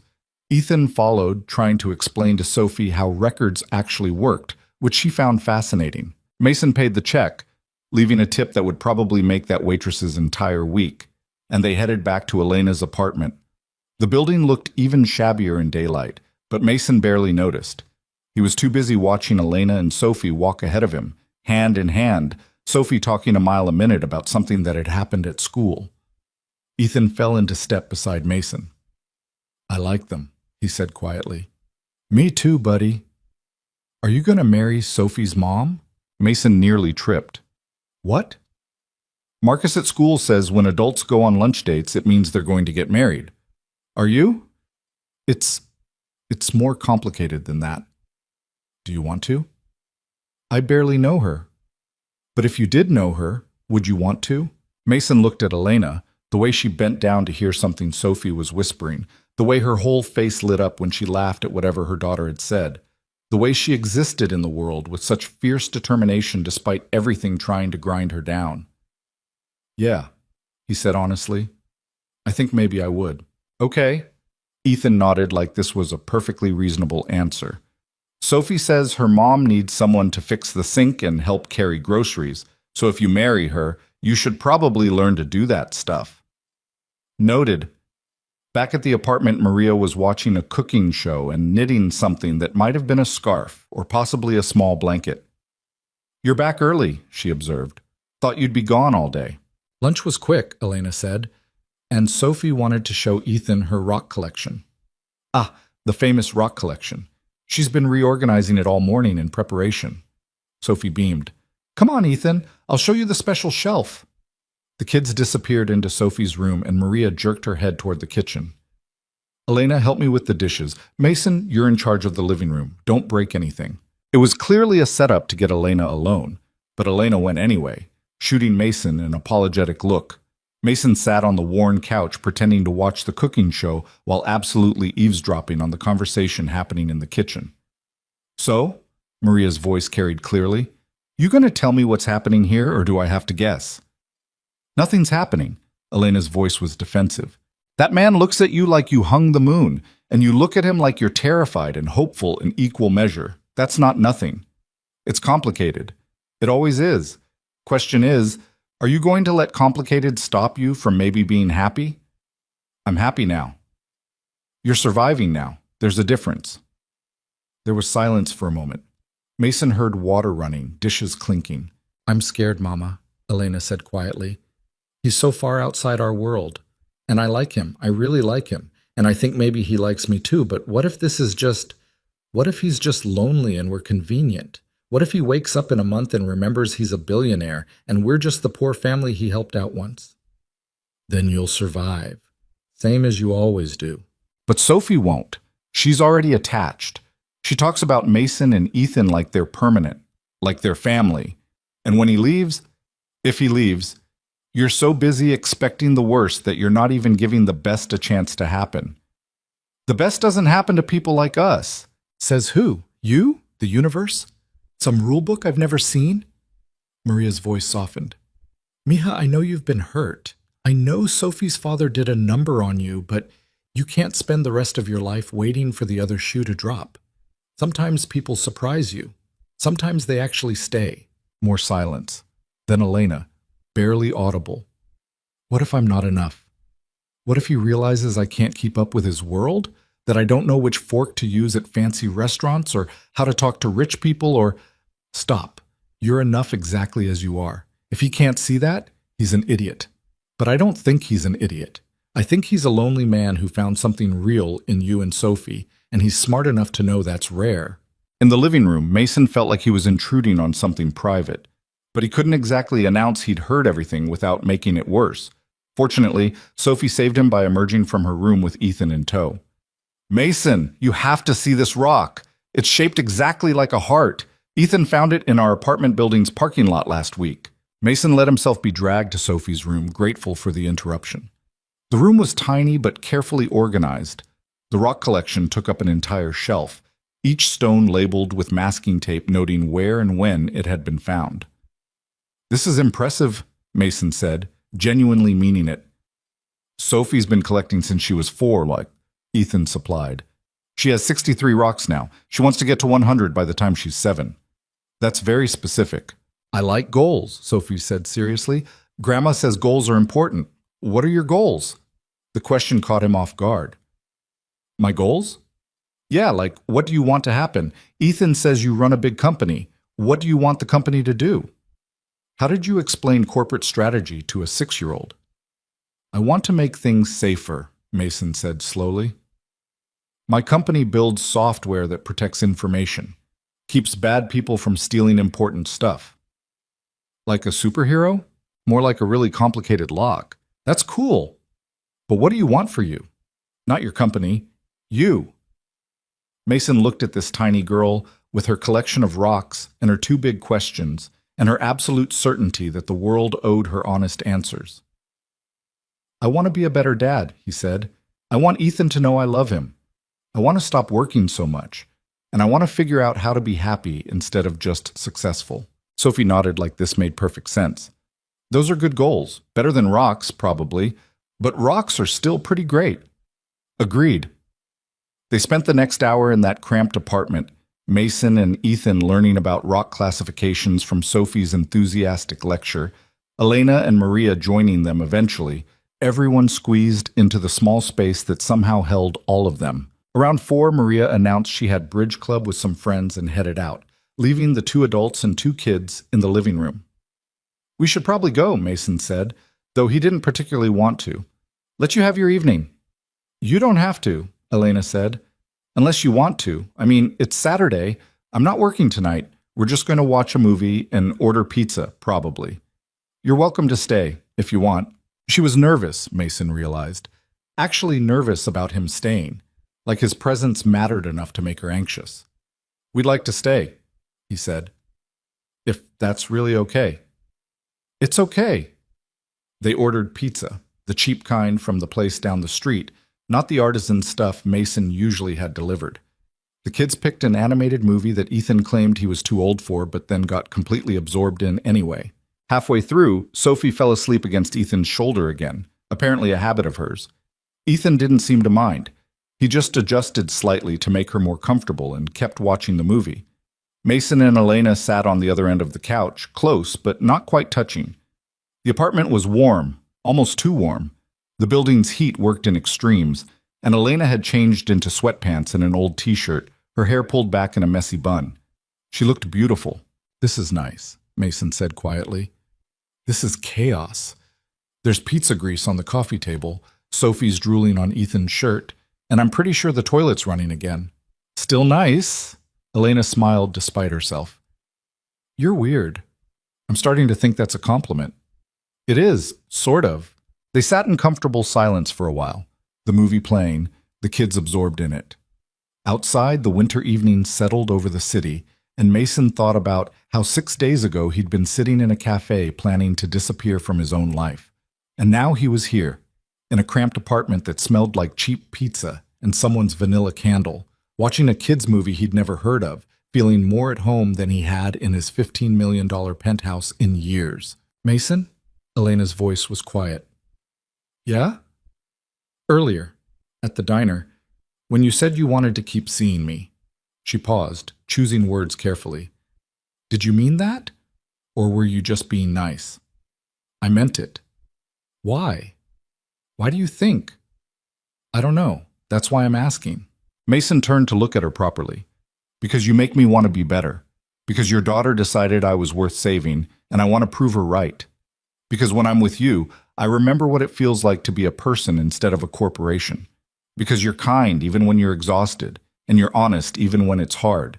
And you've built this whole life out of basically nothing, and you're still here fighting. He paused. And because I like you, Elena. A lot. More than I probably should after knowing you less than a week. Elena's eyes were bright with unshed tears. That's terrifying. I know. I'm going to mess this up. I don't know how to date. I don't know how to be with someone who has money. I don't know how to... Neither do I. I haven't dated since Rebecca. I don't remember how any of this works. So maybe we figure it out together. Maybe we both mess it up and forgive each other and try again. What if I can't keep up with your world? What if you don't have to? What if I'd rather be in yours? Elena laughed, a sound caught between hope and disbelief. My world involves broken elevators and past due bills and dinner from the dollar menu. And it also involves people who actually care about each other, who show up, who make room for strangers at their table. Mason reached for her hand again, and this time she let him take it. I'd rather have that than another year of catered meals I eat alone. You're romanticizing poverty. I'm romanticizing you. There's a difference. She didn't pull her hand away. Instead, she laced her fingers through his, and they sat there holding hands on her worn-out couch, while their kids slept and the movie played and the city hummed outside the window. Okay, Elena said finally. Okay? Okay, let's try. Let's figure this out, but slowly. And if it gets weird or wrong, or if you wake up and realize this was a mistake, it won't be a mistake. You don't know that. Neither do you, so let's find out. Elena nodded, and they sat there in the almost dark, the TV providing the only light, their hands still linked. On the other end of the couch, Ethan caught Mason's eye and gave him a small thumbs up before returning his attention to the movie. Mason bit back a smile. The movie ended. Sophie woke up confused and cranky, asking where she was and why it was dark. Elena carried her to bed, and Mason heard her singing something soft and off-key until Sophie's questions faded into sleep. When Elena returned, Ethan was yawning. We should go, Mason said reluctantly. School tomorrow. Yeah, and I've got the early shift at the diner. They gathered their things slowly, neither quite ready for the evening to end. At the door, Sophie appeared in her pajamas, rubbing her eyes. You're leaving? Just for tonight, Mason said. But I'll see you soon, promise. When? Mason looked at Elena. When's good for you? I'm off Wednesday evening, if you want to do something. Maybe all of us. Wednesday's perfect. Sophie considered this. Okay, but you have to pinky promise. She held out her tiny pinky, and Mason hooked his through it solemnly. I promise. Good, because breaking a pinky promise is like the worst thing you can do. Worse than lying or stealing or eating all the cookies without sharing. Those are serious crimes. Very serious. Mason hugged her goodbye, and she squeezed his neck with surprising strength. In the car, Ethan was quiet until they were almost home. Dad? Yeah? Are you happy? The question was so direct, so honest, that Mason had to take a moment before answering. Yeah, buddy, I think I am. Are you? Ethan thought about it. Yeah, Sophie's cool, and Elena's nice, and their apartment is small, but it feels good there, like people actually live in it. Not like ours? Ours is pretty, but it's empty. Even when we're both there, it feels empty. Mason had no good answer for that, because Ethan was right. What if we changed that, he said instead. What if we made our place feel more like theirs? How? I don't know. More pictures on the walls, more life. More of us actually being present instead of just passing through. Ethan nodded slowly. That would be good. Can we get some of those twinkly lights too? The ones Sophie has in her room? Absolutely. They drove the rest of the way planning small changes, pictures to hang, lights to string, a basketball hoop for the roof that would never get used but would make the penthouse feel less like a hotel.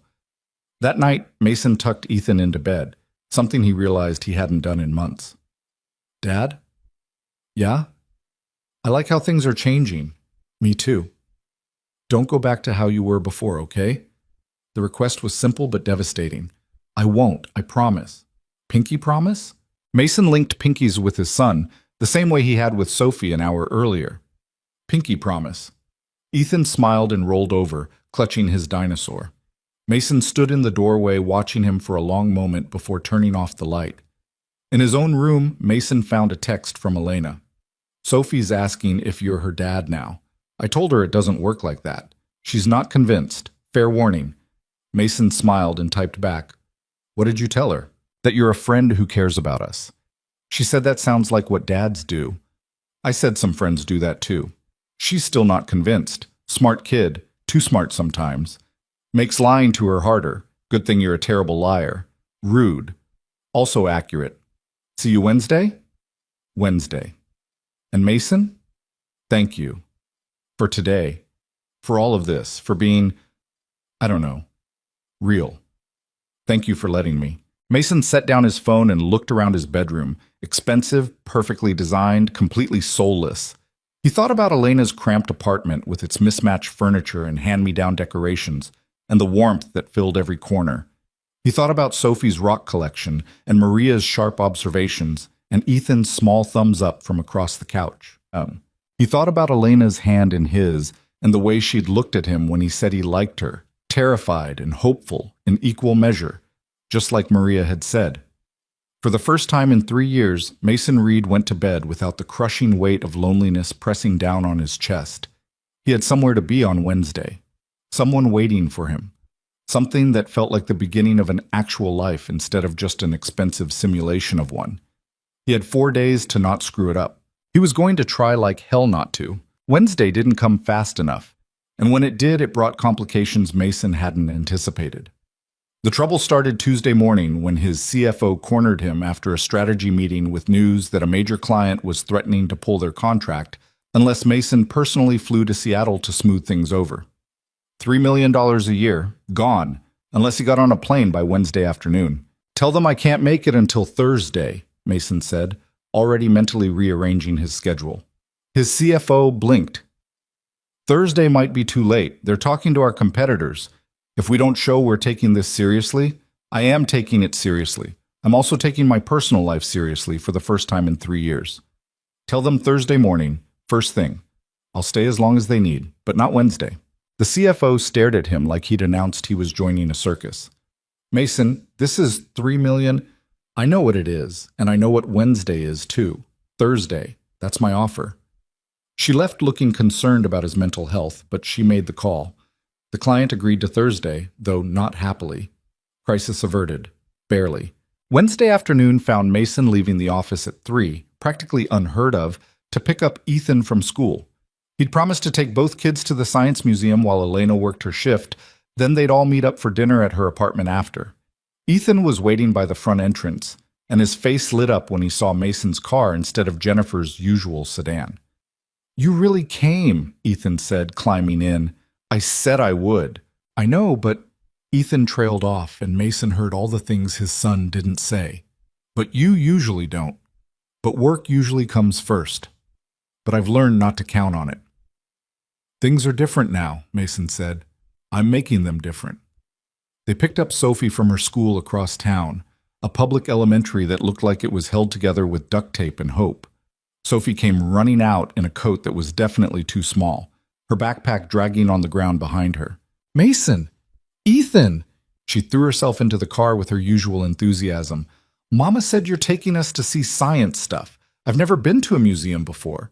Well, except the free one that time with school, but that doesn't count because we only got to stay for an hour and Mrs. Peterson kept yelling at everyone to stay together."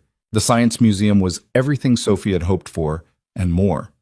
She bounced from exhibit to exhibit, dragging Ethan along, asking approximately 8,000 questions that neither Mason nor Ethan could adequately answer. Why is the moon round but rocks aren't always round? How do fish breathe underwater when we can't? If the earth is spinning, why don't we fall off? What's gravity made of?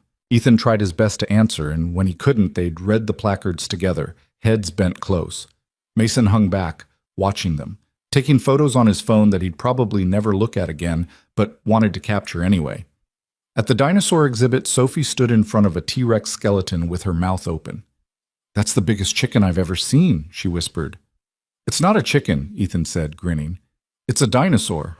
But Mrs. Peterson said dinosaurs turned into birds, and birds are like chickens, so it's basically a really big old chicken. That's actually kind of accurate. Weird, but accurate. Mason's phone buzzed, a text from Elena. "How's it going? Sophie being too much?" He snapped a photo of Sophie trying to measure her hand against the dinosaur's claw and sent it with the caption, "She's perfect. We're good." Elena's response came quickly. "She's going to want to live at that museum now. Hope you're prepared. Worth it. You're too nice for your own good. Or maybe I just like seeing kids be kids." There was a pause, then, "Thank you. For this. For giving her things I can't afford to give her." Mason frowned and typed back, "You give her everything that matters. I'm just providing dinosaurs. Still, thank you." They spent 3 hours at the museum before Sophie started dragging, her earlier energy depleted. She fell asleep in the car on the way to Elena's apartment, and Ethan helped Mason carry her up the stairs. The elevator was broken again, naturally. Maria opened the door, took one look at sleeping Sophie, and smiled. "Wore her out, did you?" "The dinosaurs did most of the work," Mason said, carrying Sophie to her room. He laid her on the bed, and she stirred just enough to mumble, "Best day ever," before curling around her pillow. Back in the living room, Maria was setting the table while Ethan helped. There was no sign of Elena yet. "She's running late," Maria explained. "Some issue at the diner. She texted saying she'd be home by 6:30. It was barely 6 now. Mason pulled out his phone to check for messages and found one from his executive assistant. "Seattle client moved the meeting up. They want you there tonight instead of tomorrow morning. I can have the jet ready in an hour." Mason stared at the message, his stomach sinking. "Everything okay?" Maria asked, too observant as always. "Work thing? It's fine." He typed back, "Can't do tonight. Tomorrow morning still works." The response came immediately. "They're saying tonight or they walk. I really think you should take this seriously. I am taking it seriously. But I have commitments here. Tomorrow morning, first flight out. That's the best I can do." He put the phone away before he could see the response, knowing it wouldn't be good. Maria was watching him with those sharp eyes. "That looks serious. Client emergency. They want me in Seattle tonight. And you're here instead? I made a commitment to be here, so I'm here." That client going to understand that? Probably not. But they'll live with it. Maria studied him for a long moment. "You know, most men in your position would already be on their way to the airport." "I'm not most men. I'm trying not to be anyway." "Elena's going to feel guilty when she finds out you chose her over work." "Good thing I didn't choose her over work. I chose keeping my word over money. There's a difference." Maria smiled, a real smile, approving. "You might actually be worth the trouble," Mason read. "I'm trying." Elena burst through the door at 6:45, flustered and apologetic, still wearing her diner uniform. "I'm so sorry. Some guy decided to argue about his bill for 20 minutes, and then the register broke. And—" She stopped, taking in the scene. Mason at the table, Ethan helping Maria with dinner, everything calm and normal. "You stayed." "Of course I stayed.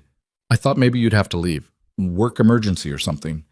Mason's phone buzzed again in his pocket. He ignored it. "No emergency. Just dinner with people I care about." Elena looked like she might cry. "Let me change real quick. I smell like French fries and shame." She disappeared into her room, and Maria caught Mason's eye. "Your phone's been buzzing for 10 minutes straight." "I know. You going to answer it?"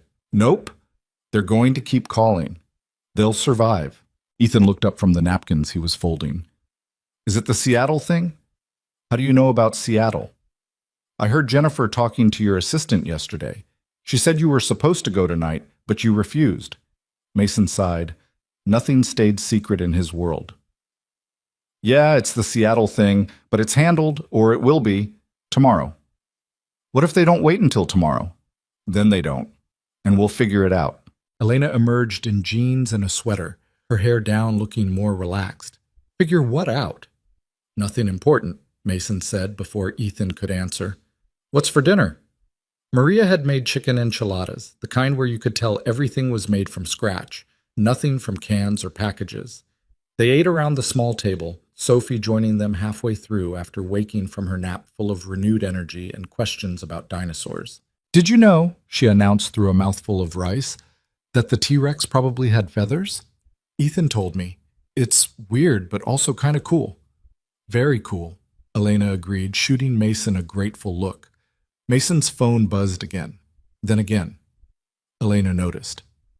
Do you need to get that? It can wait. Mason, if it's work, it's always work. It can wait. But it couldn't, apparently, because at 7:15 his phone actually rang. Not just a text, but a call from his CFO. I should take this, Mason said reluctantly. I'll be quick. He stepped into the tiny hallway outside the apartment, closing the door behind him. This better be important. His CFO didn't waste time. The Seattle client walked. They signed with our competitor an hour ago. $3 million a year. Gone. Because you wouldn't get on a plane tonight. Mason leaned against the wall, closing his eyes. Okay. Okay. That's it? That's all you have to say? What do you want me to say? I told them tomorrow morning. They chose not to wait. That's their decision. It's $3 million, Mason, and it makes us look weak, like we don't care about our clients. I care plenty. I also care about my personal life, about keeping commitments to people who matter to me. I told them tomorrow morning that should have been good enough. Since when do you have a personal life? Since when does anything matter more than the company? The question hung there, accusatory and fair.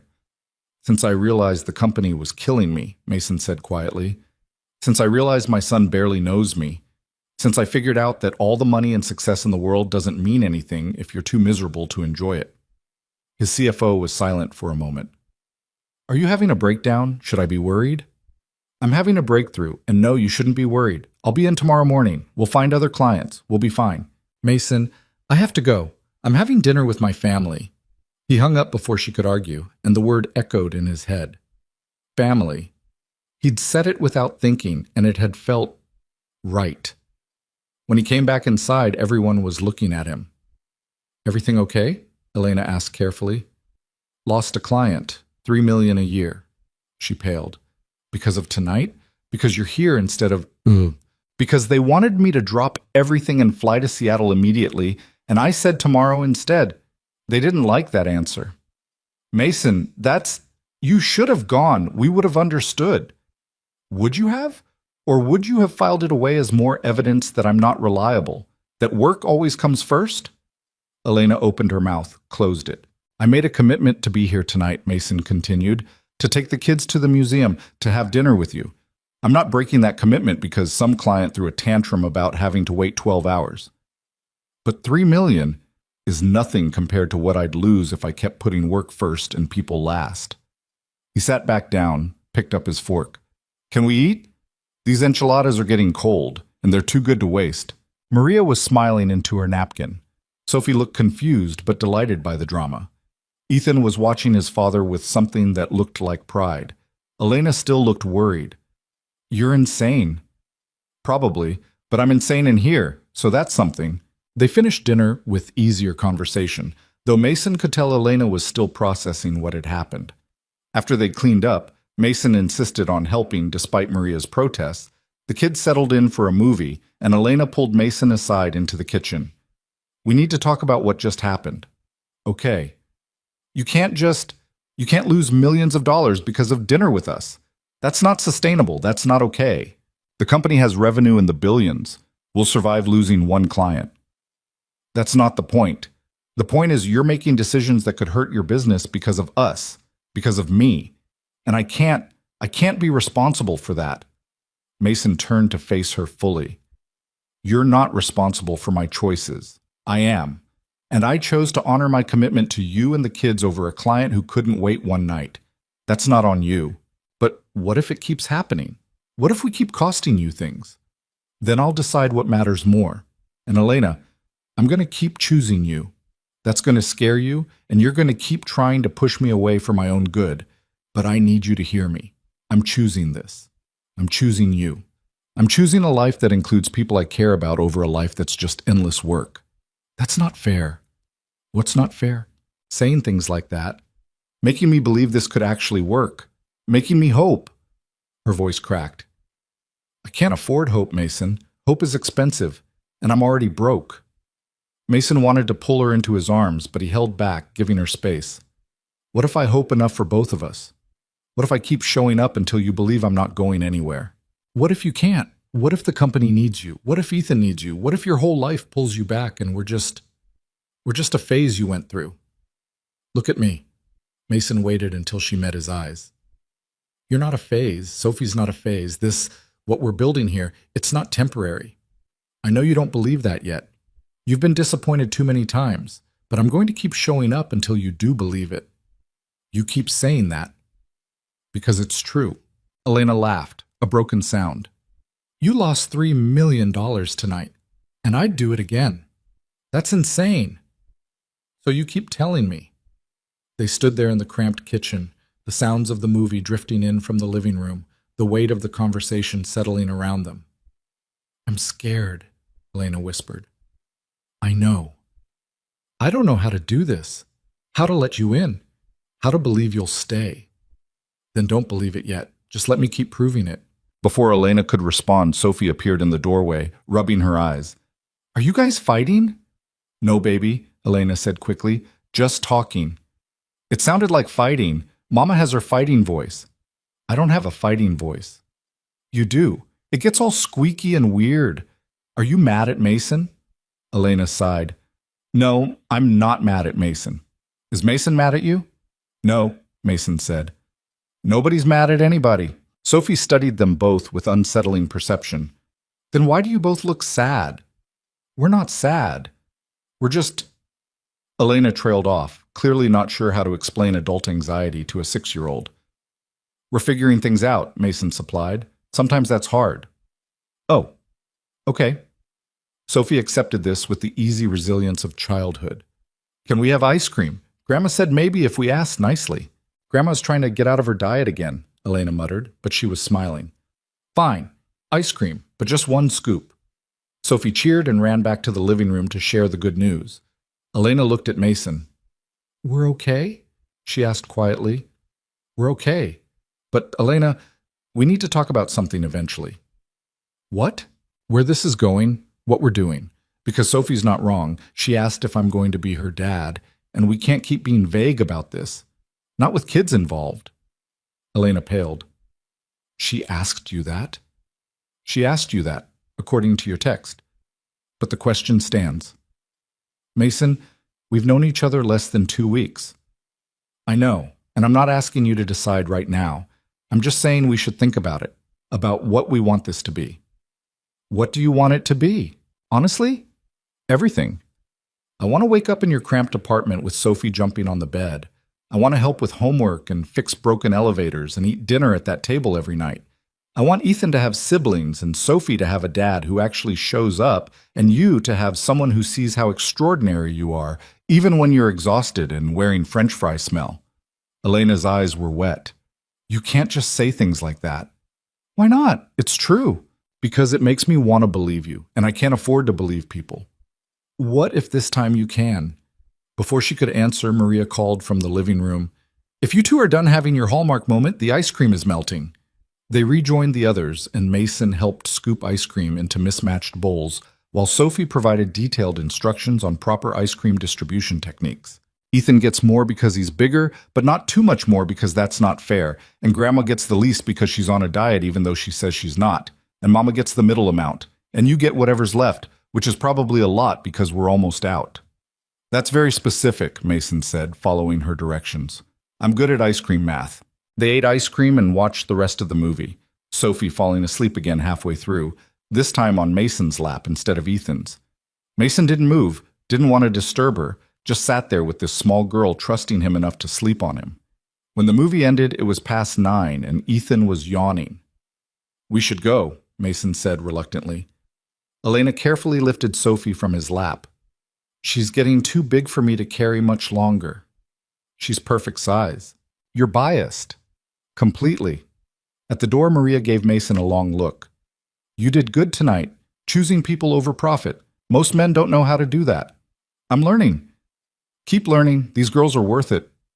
Elena walked them down to the car. The elevator was still broken, and at the car she hesitated. Thank you for tonight, for the museum, for staying even when you probably should have left. I didn't probably should have done anything. I was exactly where I wanted to be. $3 million, Mason. You keep bringing that up. We'll make it back. We always do. What if your board gets mad?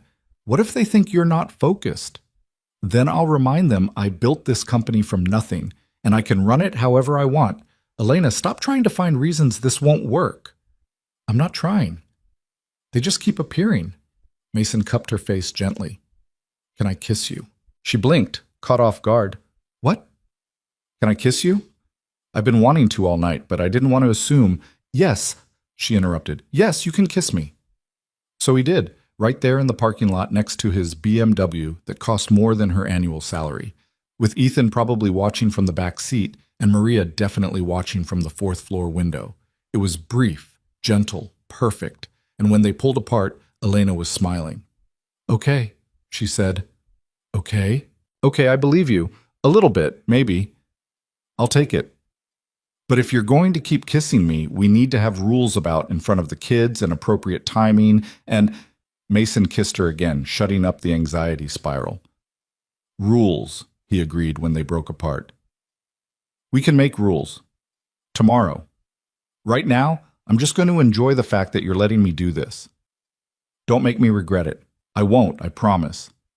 That's a lot of promises you're making. Good thing I plan to keep them all. In the car, Ethan was grinning. You kissed her. I did. Does that mean she's your girlfriend now? I think so. Is that okay with you? It's cool. Sophie's going to freak out when she finds out. Probably. They drove home through quiet streets, and Mason realized he was smiling. Actually smiling, not the professional smile he used for clients or the tired smile he gave employees. A real smile that came from somewhere genuine. At home, he tucked Ethan in, and his son looked up at him seriously. Dad? Yeah? I'm proud of you for choosing us tonight, for choosing Elena and Sophie. I know it was hard. Mason felt his throat tighten. You're worth it. You've always been worth it. I just forgot for a while. You remember now? I remember now. Good. Because I like having you around, and I think Elena likes it too. I hope so. She does. I can tell. She looks at you the way you look at her, like you're both scared but trying not to be. When did you get so observant? I've had a lot of time to watch people. Being alone makes you good at noticing stuff. Mason's heart broke a little. You're not alone anymore, I promise. Pinky promise? They linked pinkies, and Ethan smiled before closing his eyes. In his own room, Mason's phone was full of messages. His CFO, his assistant, 2 board members wanting to discuss the Seattle situation. He ignored all of them and instead sent a text to Elena. Thank you for tonight, for everything, for letting me in, even though it scares you. Her response came quickly. Thank you for staying, for choosing us. I'm still terrified, but in a good way maybe. Good terrified is progress. Don't let it go to your head. Too late. Impossible man, impossible woman, perfect match. Good night, Mason. Good night, Elena. Sweet dreams. He set the phone down and looked around his bedroom. Still expensive, still empty. But somehow it felt less suffocating than before. Because now he had somewhere else to be. Someone else to think about. Something worth waking up for beyond quarterly earnings and market share.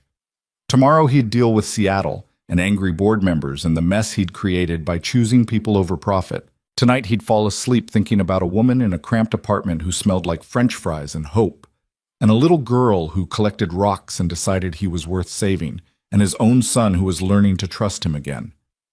Tomorrow could bring its problems. Tonight, Mason Reed was exactly where he wanted to be, in his own head, but thinking about people who made him want to be better. It was a start.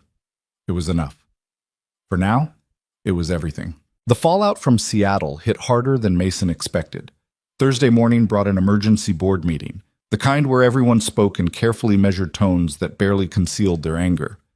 Mason sat at the head of the conference table in his downtown office, listening to concerns about his recent erratic behavior and declining focus on company priorities. We've lost 3 major clients in the past month, his CFO said, pulling up a presentation Mason definitely hadn't approved.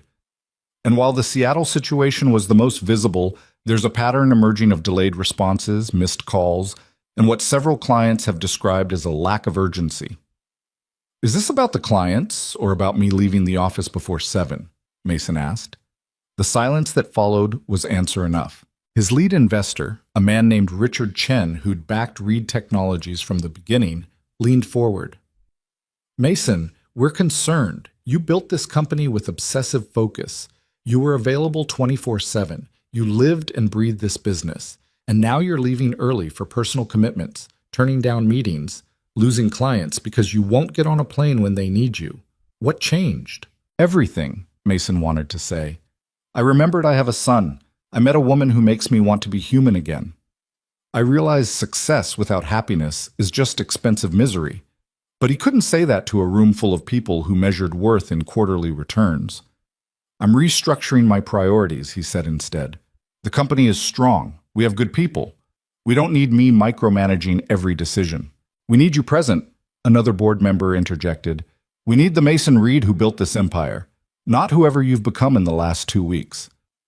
Maybe the Mason Reed who built this empire was burning out. Maybe he was sacrificing everything that mattered for a company that would replace him in a week if he dropped dead from a heart attack. The room went silent. This isn't sustainable, Mason continued, surprised by his own honesty. Running myself into the ground, missing my son's childhood, having no life outside these walls. I'm making changes. The company will adapt. Or the company will fail, his CFO said bluntly. Mason, I respect your personal growth or whatever this is, but you're the face of Reed Technologies. You're what clients buy into. If you're not all in, they'll go elsewhere. Then we'll find clients who value work-life balance, who understand that humans aren't machines. Richard Chen shook his head slowly. I've known you 10 years, Mason. I've never heard you talk like this. What happened? Mason thought about Sophie asking why he looked so sad, about Elena inviting a stranger to Christmas dinner, about Ethan's face when Mason actually showed up to pick him up from school. I woke up, he said simply. That's what happened.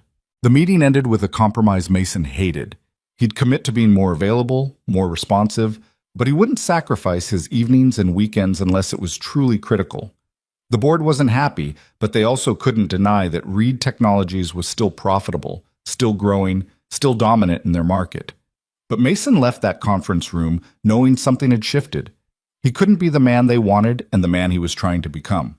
Something would have to give. His phone buzzed as he walked back to his office. Elena. Sophie's school called. She's sick. Fever. I'm at work and can't leave until my shift ends in 3 hours. Maria's at a doctor's appointment. I don't know what to do.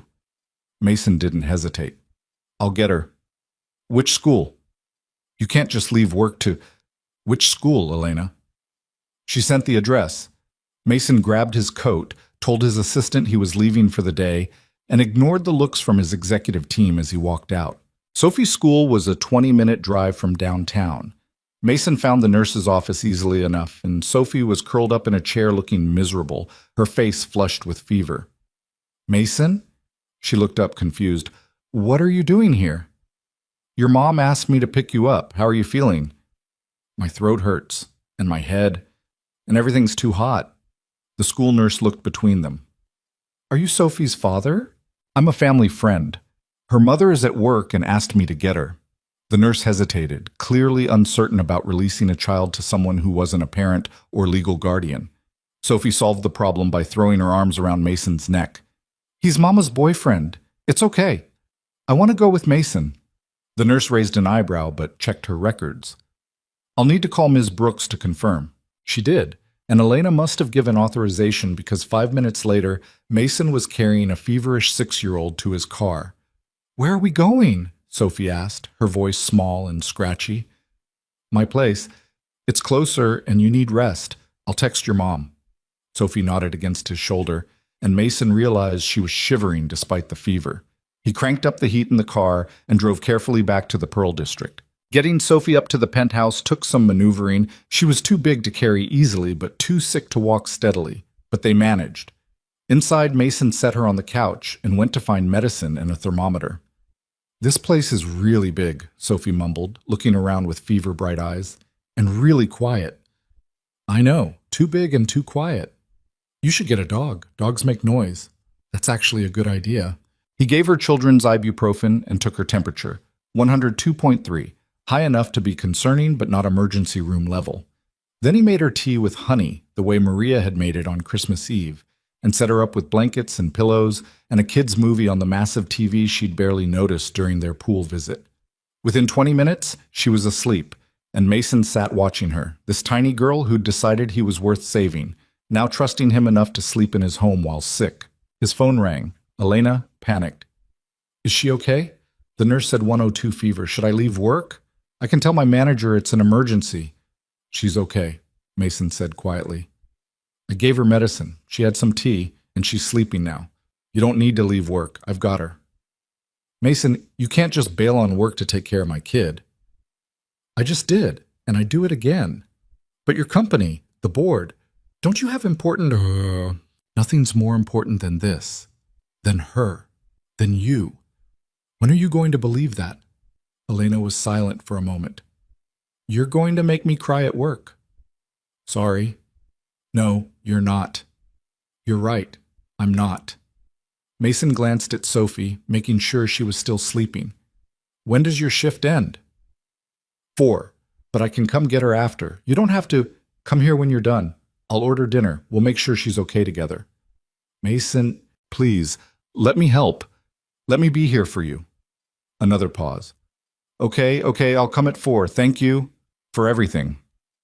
Always. After he hung up, Mason realized Ethan would be getting out of school soon. He called Jennifer and explained the situation, asking if she could pick Ethan up and bring him to the penthouse instead of staying at their place. Is everything all right? Jennifer asked, and Mason could hear the concern in her voice. She'd been with them since Ethan was a baby, had watched Mason spiral after Rebecca died, had probably worried he'd never find his way back. Everything's better than all right, Mason said. I'm taking care of someone who needs me, and I'm actually here to do it. Good, Jennifer said softly. It's about time. Sophie woke up around 2, groggy and uncomfortable. Mason got more medicine into her and convinced her to eat some crackers. She curled up against his side on the couch, and he found himself stroking her hair the way he used to do for Ethan when he was little. Mason? Yeah, sweetheart? Are you going to marry my mama? The question caught him off guard. Again. Why do you keep asking that? Because you look at her like the princes look at the princesses in movies.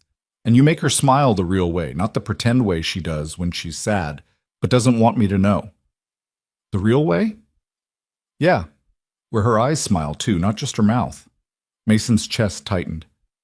Would it be okay with you if I did marry your mama someday? Sophie thought about it with the seriousness only sick children could muster. Would you be my dad then? I could be if you wanted me to be. What about my real dad? Your real dad is whoever shows up and stays. Blood doesn't make someone a parent. Being there does. Sophie nodded slowly. Then yeah, it would be okay. But you have to promise not to leave. I promise. Pinky promise? They linked pinkies and Sophie seemed satisfied. She fell back asleep, and Mason sat there thinking about the casual way he'd just promised to marry a woman he'd known for 2 weeks, to become a father to a child who wasn't his, to completely upend his carefully controlled life. And the terrifying part was how right it felt. Ethan arrived around 3:30 with Jennifer, who took one look at Sophie sleeping on the couch and smiled. You're good at this, she said to Mason. At what? Being present? Being needed? You've been running from it so long, I wondered if you'd remember how. I'm still figuring it out. You're doing fine. Jennifer squeezed his shoulder. I'll get dinner started. Something mild for the sick one, something normal for everyone else. You don't have to. I want to. Let me help. Ethan sat on the opposite end of the couch from Sophie, quiet and watchful. She okay? He whispered. Just a fever. She'll be fine. Is Elena coming? After work, around 4. Ethan nodded, then said quietly, You left the board meeting for this. How did you?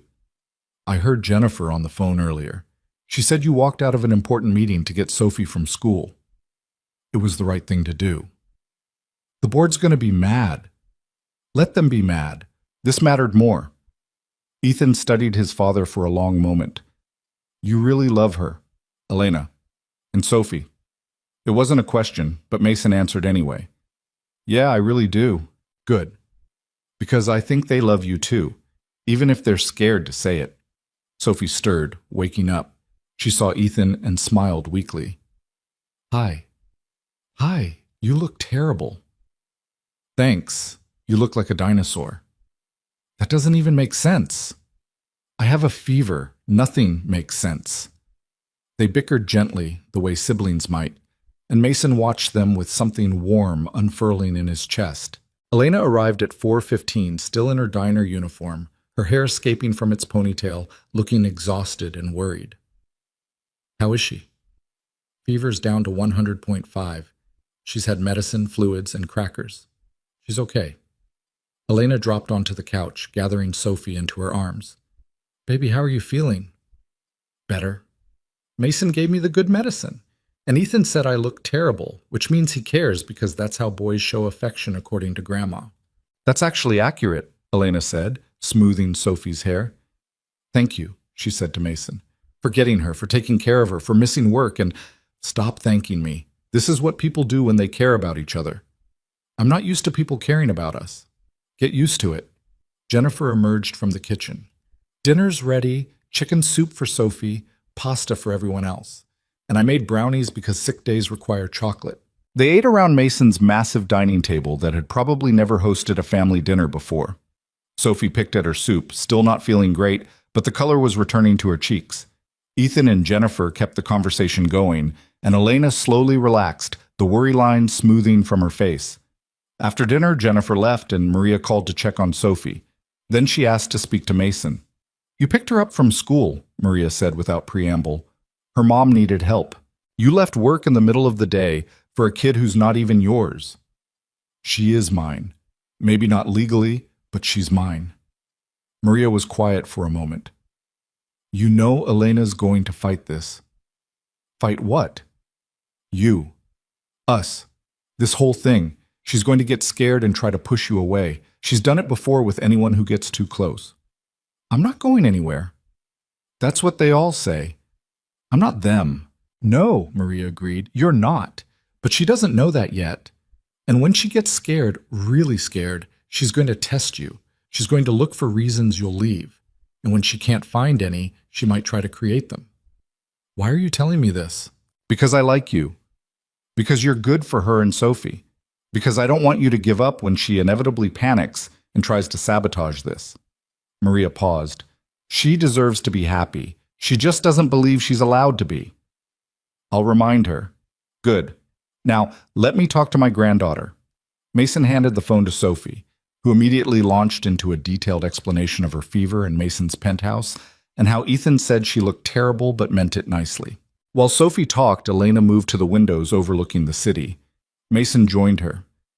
Beautiful view, she said quietly. It's just buildings and lights. From up here, it all looks peaceful. Like nothing bad is happening down there. That's the problem with being up here. You forget what life is actually like. Elena turned to look at him. Is that what I am to you? A reminder of real life? You're everything to me. That's what you are. Mason, I'm in love with you. The words came out before he could stop them. I know it's fast. I know it's insane. I know we barely know each other. But I'm in love with you, and I'm in love with Sophie, and I want to build a life with you, not up here in this sterile penthouse, somewhere real, somewhere that feels like home. Elena's eyes filled with tears. You can't just say that. I just did. We've known each other 2 weeks. I don't care. You're a billionaire. I'm a waitress. This doesn't make sense. Since when does love make sense? Love? Elena's voice broke. You're talking about love. Mason, you barely know me. You don't know how messy I am, how much debt I have, how many times I've failed at basically everything. I know you invited a sad stranger to Christmas dinner because your daughter thought he looked lonely. I know you work yourself to exhaustion to give Sophie a life you can barely afford. I know you're terrified of hoping for better because you've been disappointed too many times. I know you smell like French fries after work. And you sing off key when you put Sophie to bed, and you're the strongest person I've ever met. That's not enough to build a relationship on.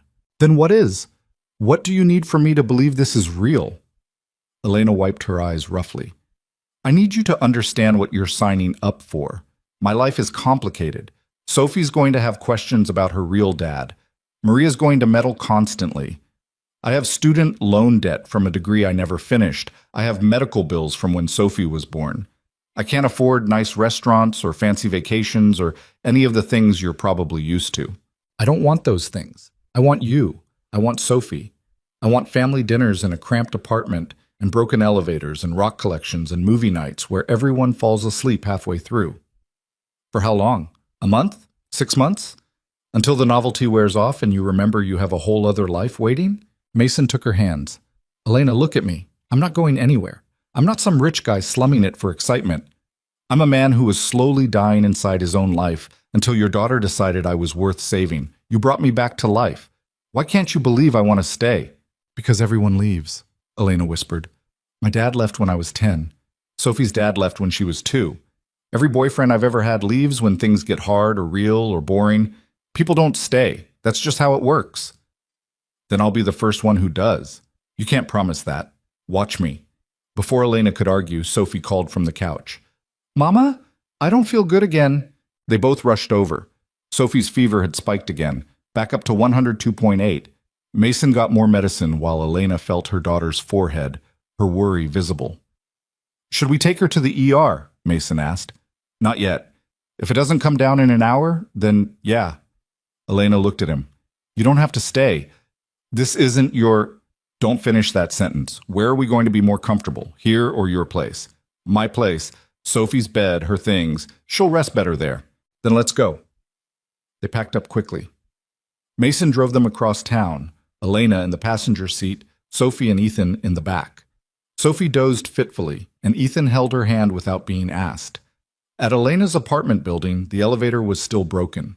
Mason carried Sophie up 4 flights of stairs, while Elena unlocked the door and Ethan carried their bags. Inside, Maria took one look at the situation and went into efficiency mode. She got Sophie into pajamas and into bed, while Elena prepared a cool bath to bring the fever down. Mason stayed out of the way, feeling useless until Maria handed him a list. Store run. We need more children's ibuprofen, popsicles, and ginger ale. Also grab some real groceries because I know Elena hasn't been shopping in a week. Go on. Mason took the list and Ethan with him, grateful to have something to do. At the store, they filled a cart with everything on Maria's list plus extra, juice boxes, crackers, soup, bread, fruit, things he noticed were missing from Elena's sparse refrigerator. You're going to buy them groceries now? Ethan asked. They need them. Elena's going to say you don't have to. I know. I'm doing it anyway. She's going to think you're trying to fix her with money. Mason stopped, looking at his son. When did you get so wise? I pay attention. Jennifer says it's my superpower. Ethan studied the cart. Maybe don't buy too much, like helpful but not overwhelming. Good call. They put back the fancy items, kept the basics. Back at the apartment, Sophie's fever had come down slightly, 101.2. She was in bed with Elena sitting beside her, singing softly. Mason and Ethan unpacked groceries quietly while Maria made tea. You're a good man, Maria said, watching him organize the refrigerator. She's going to keep fighting this, you know. I know. You sure you're ready for that fight? I've been fighting for a company for 10 years. I can fight for a family. Family's harder. Can't just throw money at it when things get complicated. Good thing I'm learning that. Sophie's fever broke completely around midnight. She fell into actual sleep instead of fevered dozing, and Elena finally left her bedside, exhausted. Mason was still there, sitting on the couch with Ethan asleep against his shoulder.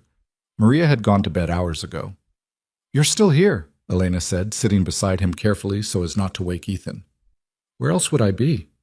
Home. Sleeping in your expensive bed, not crammed on my terrible couch waiting for a 6-year-old's fever to break. This is exactly where I want to be. Elena leaned against him, and he wrapped his free arm around her. They sat in silence for a while. I'm sorry, she said finally. For earlier. For freaking out when you said you loved me. You don't have to apologize for being scared. I do have to stop pushing you away every time I get scared. Maria says I do that. Test people until they leave so I can be right about everyone leaving. Maria's smart. She's annoying, but yeah, she's smart. Elena turned to look at him. I'm not ready to say it back yet, the love thing. I need more time. Okay. But I'm trying to believe you. I'm trying to let myself hope this is real. That's enough. That's more than enough. They sat there until Ethan woke up, confused and stiff. Mason carried his son to Sophie's room where they'd set up a sleeping bag earlier. Then he came back to Elena. I should go, let you sleep. Or you could stay. On the couch, if you want. It was the first time she'd asked him to stay. I want.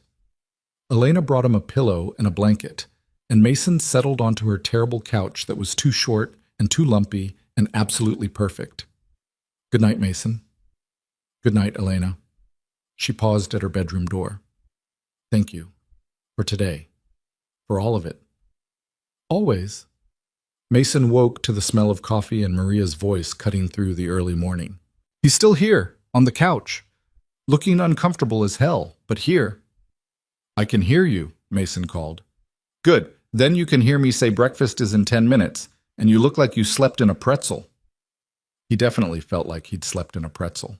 But Sophie's fever had stayed down overnight. Elena had checked on her at 3 and 6. And now she was sitting at the table eating toast, pale, but smiling. You stayed all night, she said when Mason emerged from the bathroom. I did. That's what dads do. The statement hung in the air. Elena froze at the stove. Maria kept cooking like nothing had happened. Ethan looked between the adults, waiting to see who would speak first.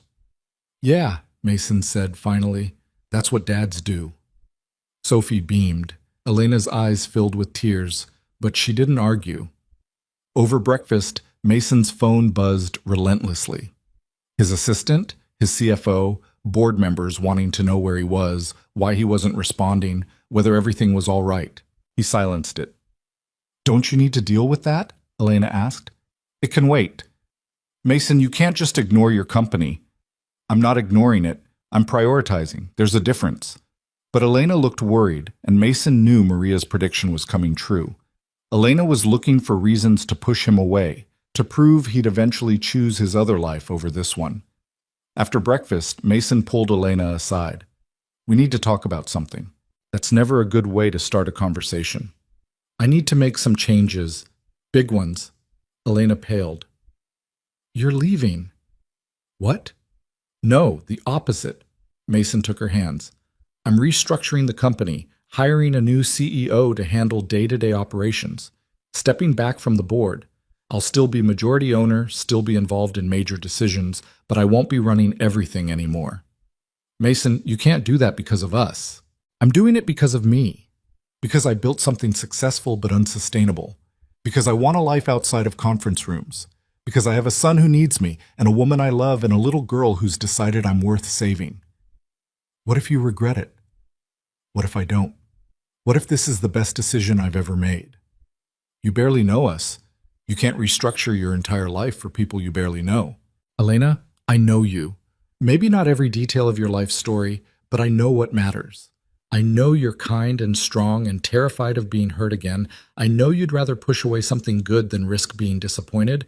I know you love Sophie more than anything and you'd do anything for her. That's what matters. That's not enough. Then what is? Tell me what I need to do to prove I'm staying.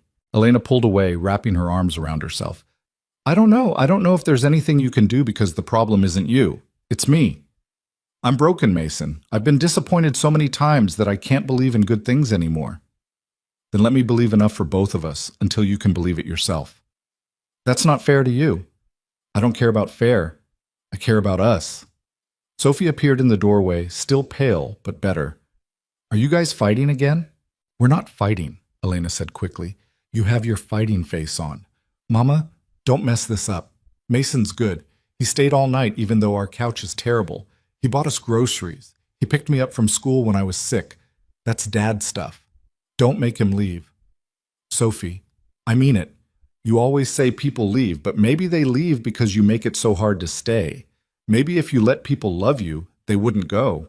The room went silent.